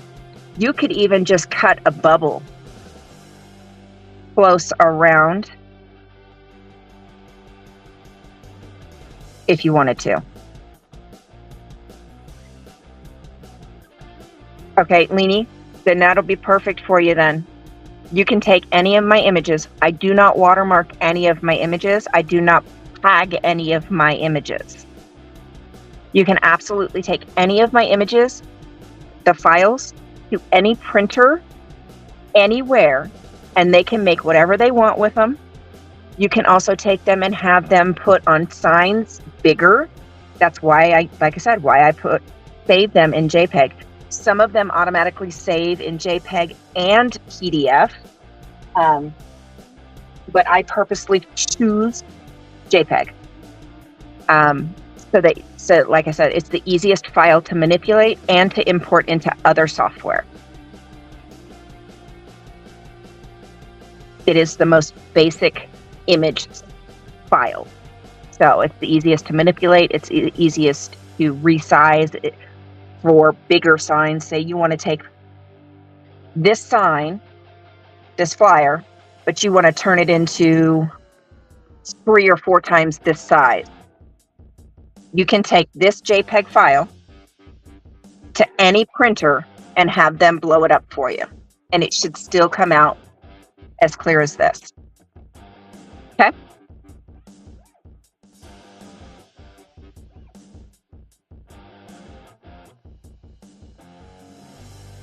So, what are we saying here?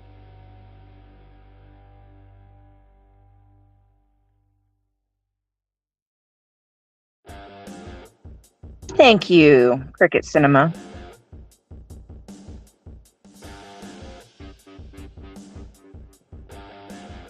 I'm not a juggernaut. I'm just doing what I can.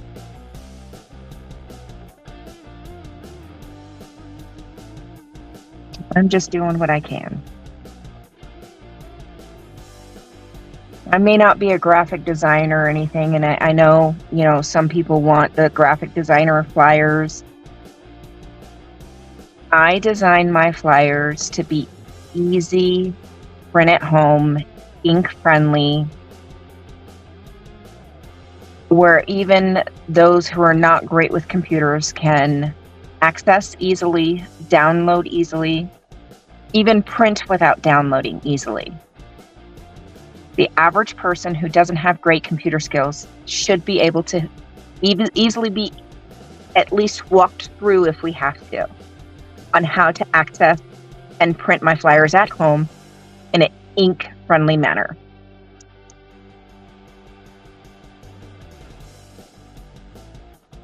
Traveltology. I have had magnets on my car for my business. I would recommend not putting the magnet directly to your car. I would put a piece of saran wrap or press and seal or something like that between the magnet and your car. In high heat, summertime temperatures, direct sunlight, sometimes the magnet can stick to your car, like stick to your car. Just from residue, just so if you're going to do magnets, I'm going to recommend a thin sheet of plastic between the magnet and your car so it doesn't stick. Just from personal experience, because I had to get plastic paint scrapers from the dollar store to get the magnet off of my car. So just keep that nugget in your head.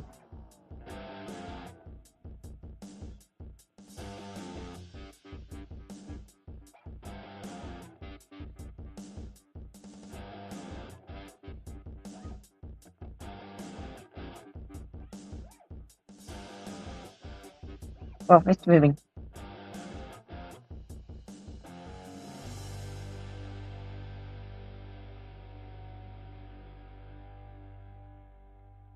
Yeah, you're talking emojis. I don't even know how to do that. I'm sure I'll probably figure it out if I ever get that point.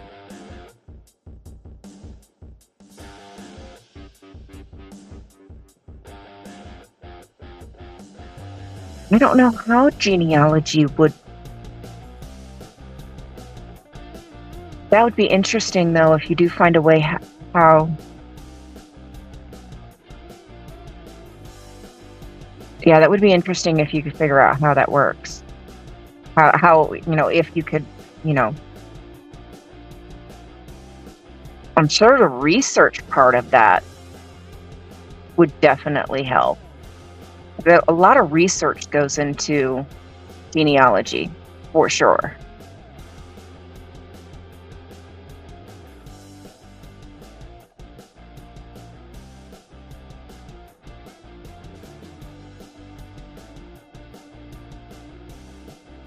Ciao.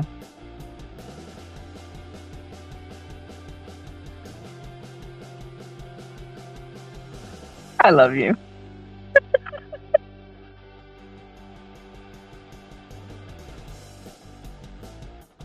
Okay, good Travelology. I'm glad. Yeah, I would hate to. Yeah, I've told everybody I know that talks about car magnets about that little trick. I found out the hard way, and I was so mad because it was a nice magnet, and I went to take it off before I went to the.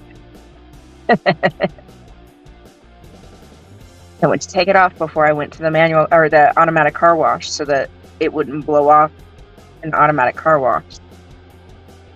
And so ever since then, I have told everybody about magnets, car magnets.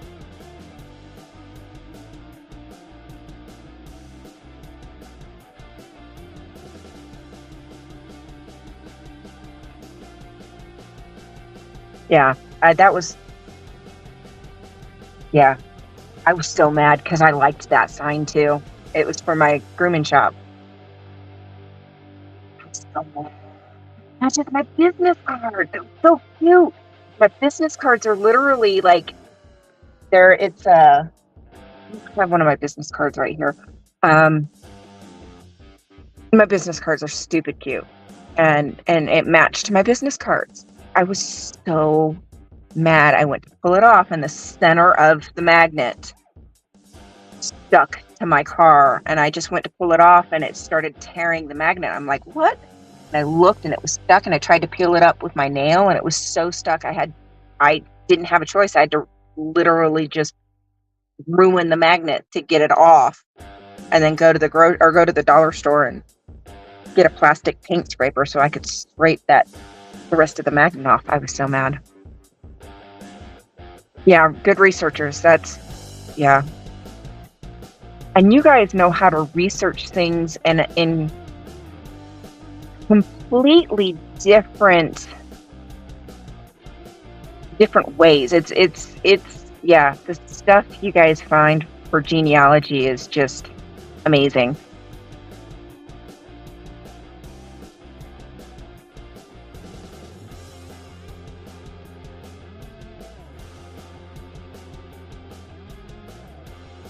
Cricket. I think that is a great idea.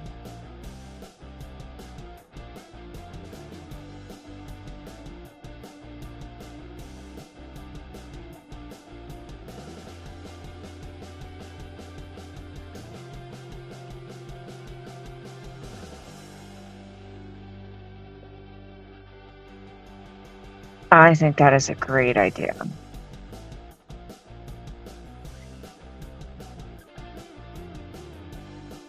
It may already be online, but this type of information can't be shared enough.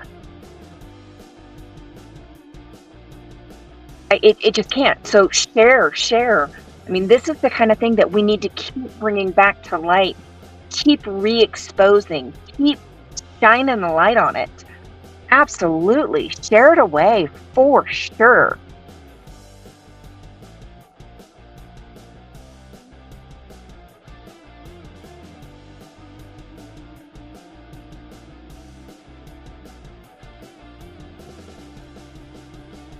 Yeah, Maya agrees.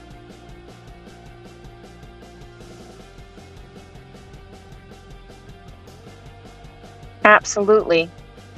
All right, let me hold on.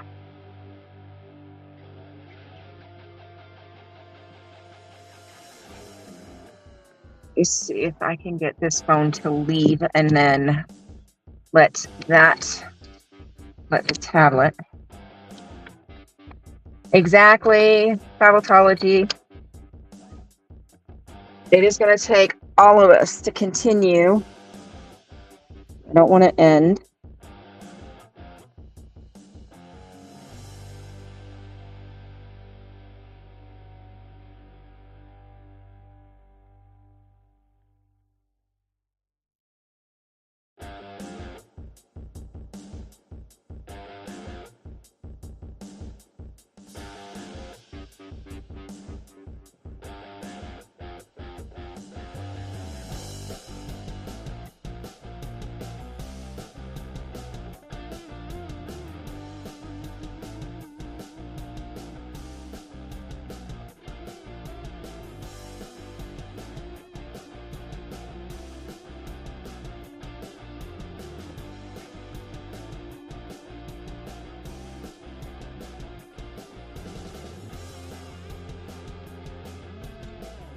Sorry, I had that one muted. I forgot.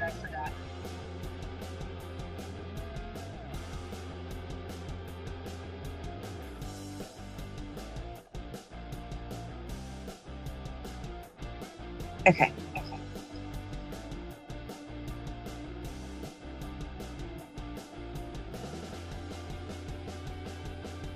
What is it?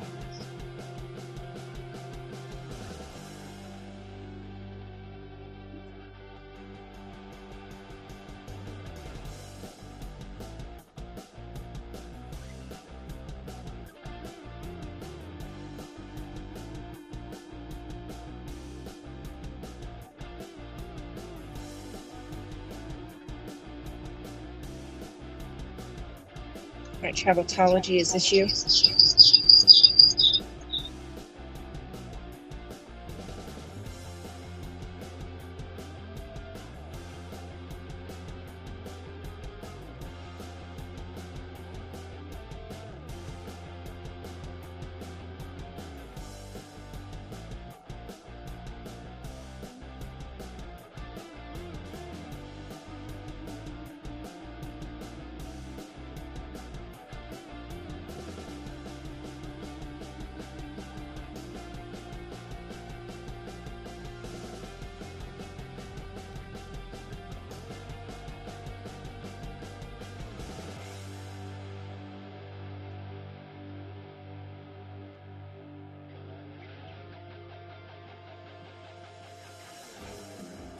Oh no, 2 T's.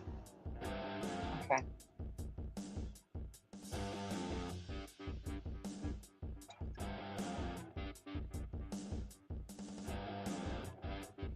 Got it.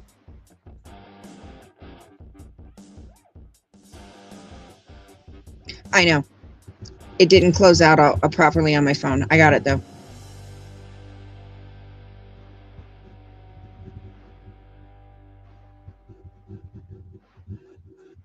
Okay, I think I found it.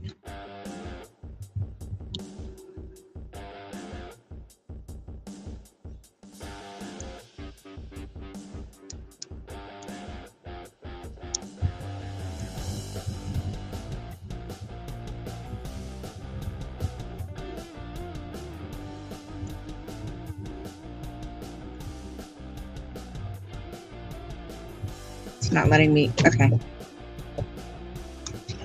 It's not letting me do a link on the tablet right now. I'm gonna have to figure that out. Since I don't have a keyboard on the,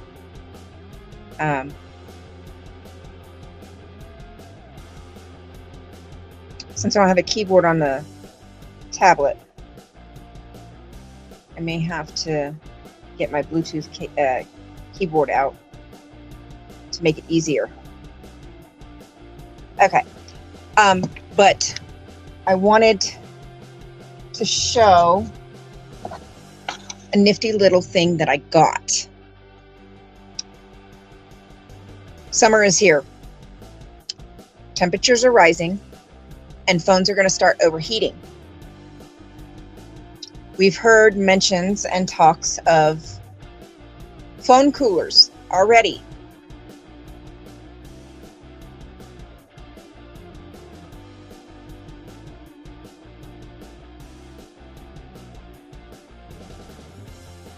I am impressed. There was frost starting to form on the backside of this thing. I like this one because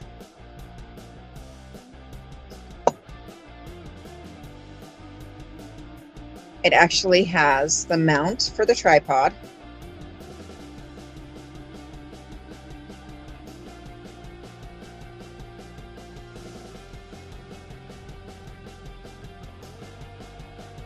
That's for like a small base on the tripod.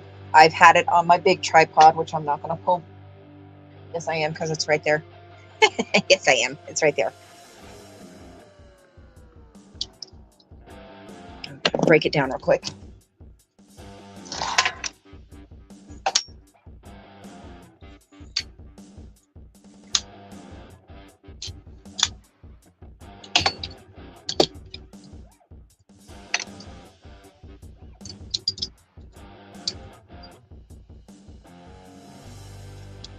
Oh, come on. There it goes. There's my tripod.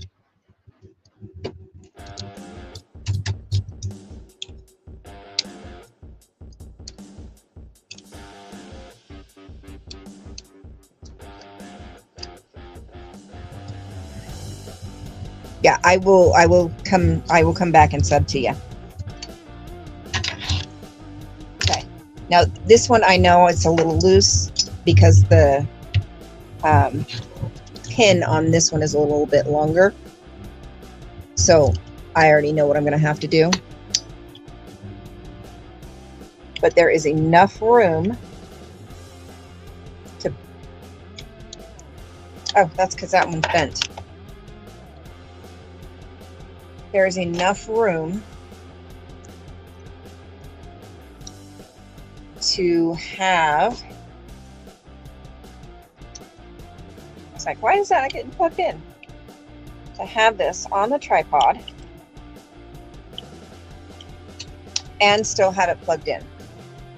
Because this does run off of battery power. Now you can plug it into your phone. I am going to be, because I stream in Vegas, I don't want to put any added power draw on my phone because we're over 100 degrees, 115 degrees. So I'm not going to be putting any extra power usage on my phone at all. I'll be hooking up to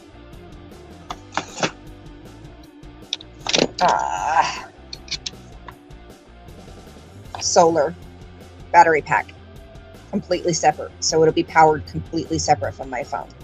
But you can see it is mounted to my tripod instead of trying to figure out how to have the cooler on my phone and still have my phone clipped into the tripod. So the cooler actually becomes the clip.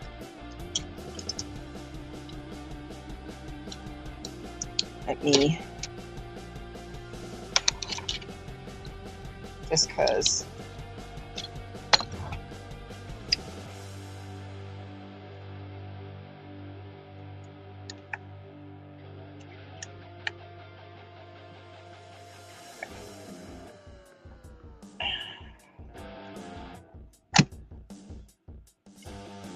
I need to plug it in. Give me my headphones.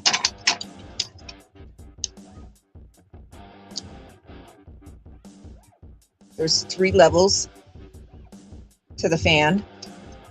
This part goes up against your phone and it's already getting cold.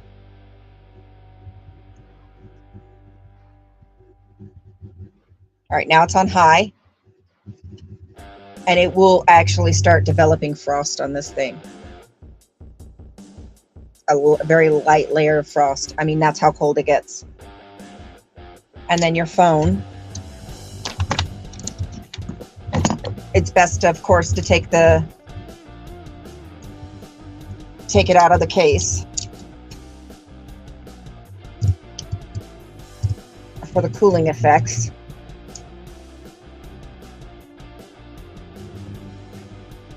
So the cooler can mount to your tripod and becomes your new mount instead of trying to figure out how to have a cooler and a clip on your phone for your tripod. Got it from Amazon, $49.99 with a $5 coupon.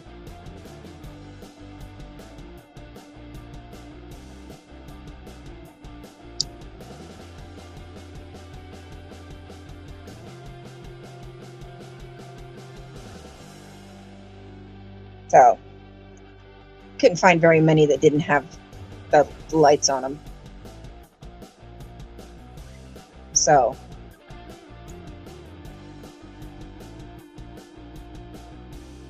I will be posting when I'm done with the live. I will be posting the link to this in the description. So I will add it as soon as I'm done.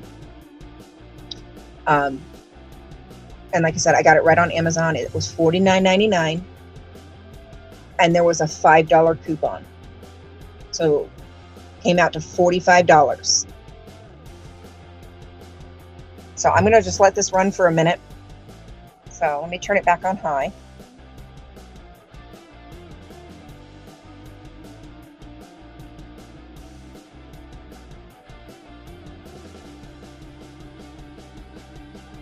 Okay, that's back on high. Since I do have the case on, I want to see if we can see how cold it gets on the case.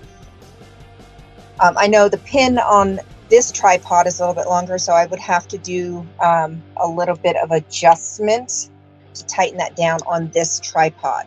However, on this smaller tripod, this little one, and my other tripod that's similar to this one, it fits perfectly. Cinches down nice and tight, works like a charm.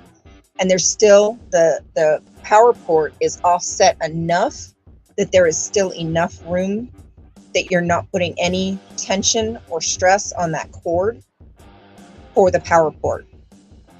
And it's still, here, let me show you. Turn it this way so you can see better. You can see there's still a little bit of room there, so you're not putting a lot of tension or pressure on that power cord. Now, if the base or the top of the head of your tripod is quite wide, it may not work. But if you have a normal, oh, heck yeah, because Maya, I'm a cheap ass. I like saving money anytime I can. And there's a lot of people like me. Heck yeah, I love saving money. I'm a cheap ass.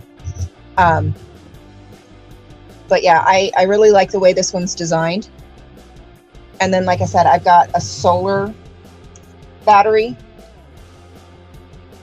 that I'll be using instead of drawing more power out of my phone to run the cooler. I'll be plugging it directly into the battery and then plugging my phone directly into the battery. So I'll be powering both with the solar battery.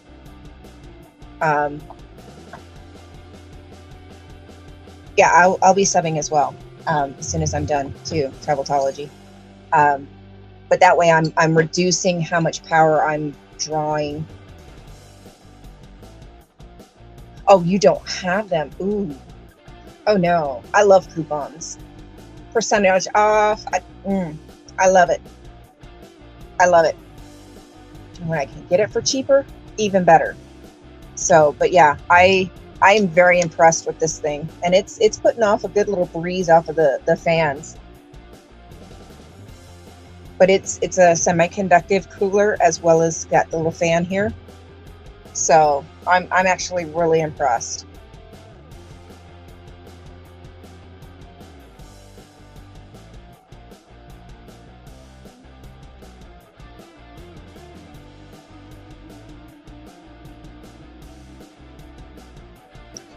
Traveltology is a new channel that's not being promoted just yet, but we can start subbing. I did notice that. Okay, it's been a few minutes. So let's see.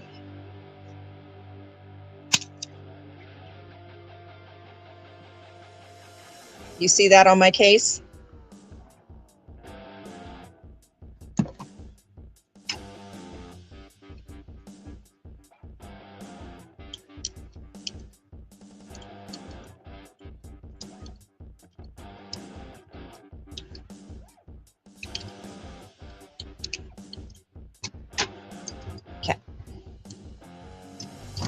Get a little bit of condensation on that. That's showing it's cooling off.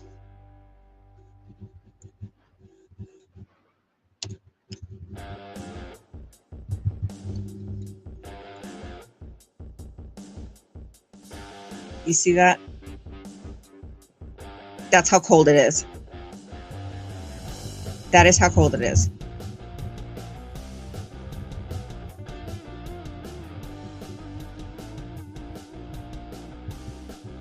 That is going to be perfect for Vegas.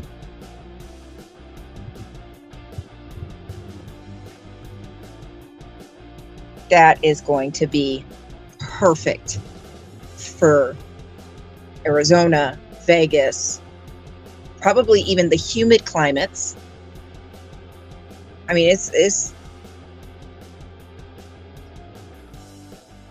already one swipe across them, and just that little bit of time. You see it? That's how cold it's getting.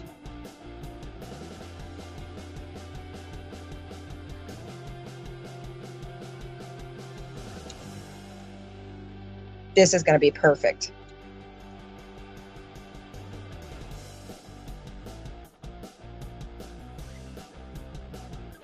I am impressed. So, yeah, this thing is ice freaking cold. Ice cold. I wish I could. It's ice freaking cold. I am impressed. So, ice cold. I will add the link in the description for that. I'm actually pretty impressed with these solar batteries. I haven't really gotten a chance to use them yet. I will. I mean, I used it a little bit tonight, but they weren't even on a full charge. I literally just got them delivered. They were sitting in the house from my husband going to work this afternoon when I got home. So, but these are the solar batteries. Not huge. They're not super heavy. It's solar charged. I don't want to blind you guys. Pretty bright little flashlight on it, which would be great as, you know, a second safety device, especially for anybody that goes out at night. Press and hold the power button for it.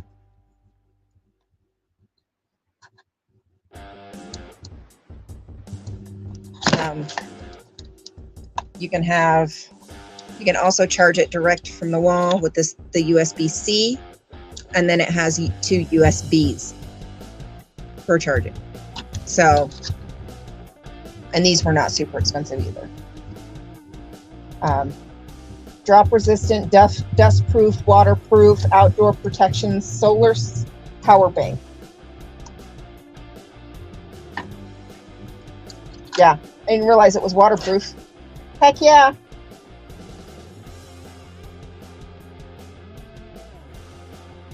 Overcharge protection, over discharge protection, over voltage protection, high temperature protection, over power protection, restore protection, short circuit protection, magnetic field protection.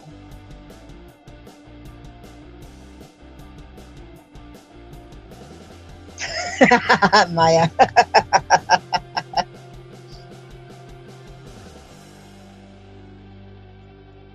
Yeah, so I'm going to charge this on a full charge, and we're going to run into it and see how it does. But I didn't want to put any more strain on my phone than I have to by trying to power the coolers.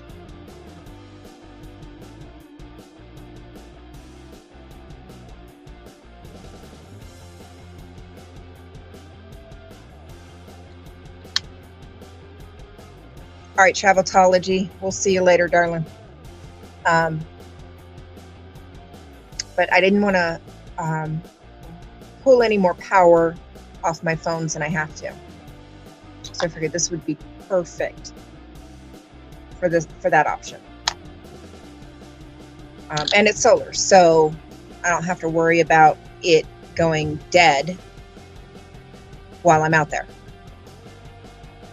because the battery packs that I have don't seem, especially with my my new phone, the S24,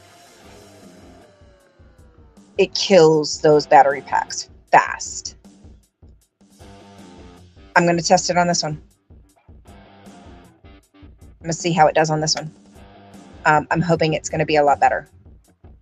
We shall see. But I'm stupid stoked about these coolers. So, all right, it is 2:30. I have to work in the morning.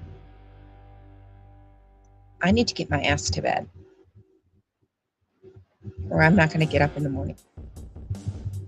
Involuntary day walker.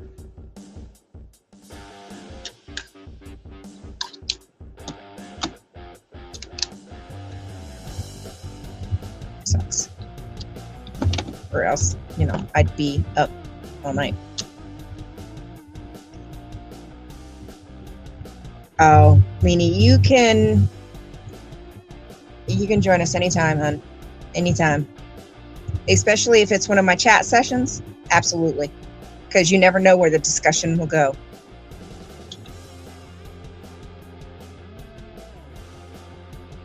Oh, for sure. Day walker. Yeah, involuntary. If I had my choice, I would be up all night. Involuntary.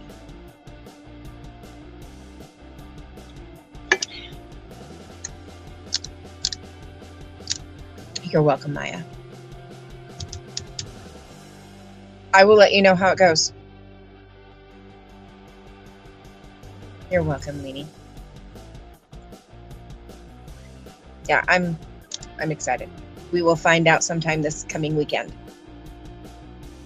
I know I'm going out there. Still not entirely sure when, but I will be going. I will figure it out.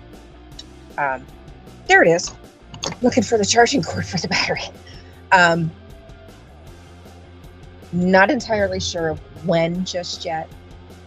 But I will probably get it figured out once we get down to Vegas.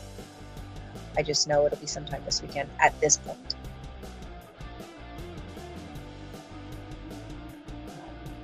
So yeah. All right, folks. I'm going to try to go to sleep.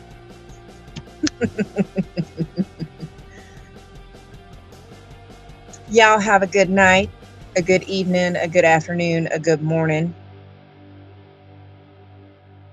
And I will see you again soon. Don't have too much fun without me. Oh, absolutely.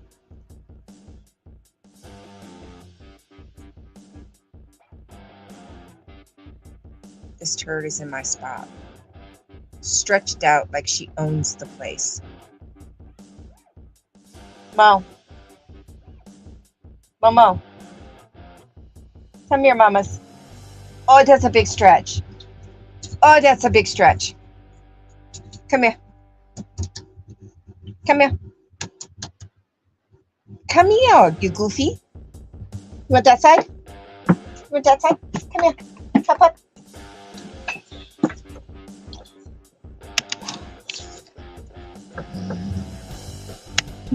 There she is. Land hippo. And yes, she was snoring and she took over the daggone bed. Well, mama. Yeah, you too, baby. You mama's girl. Are you my baby? Oh, take it off. Is you my baby? I got you.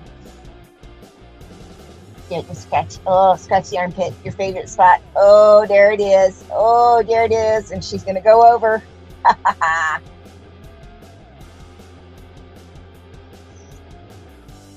Oh, oh, oh, oh, oh.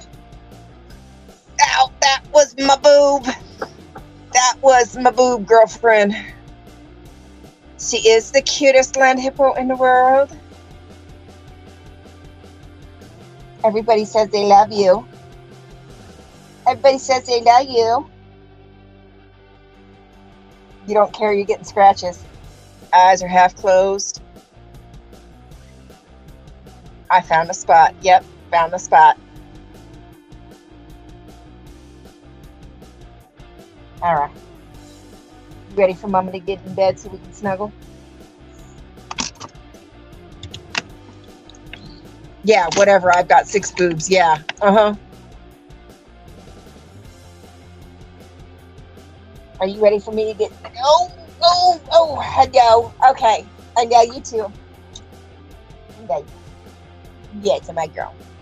All right, folks. I will talk to you guys later. Have a good one.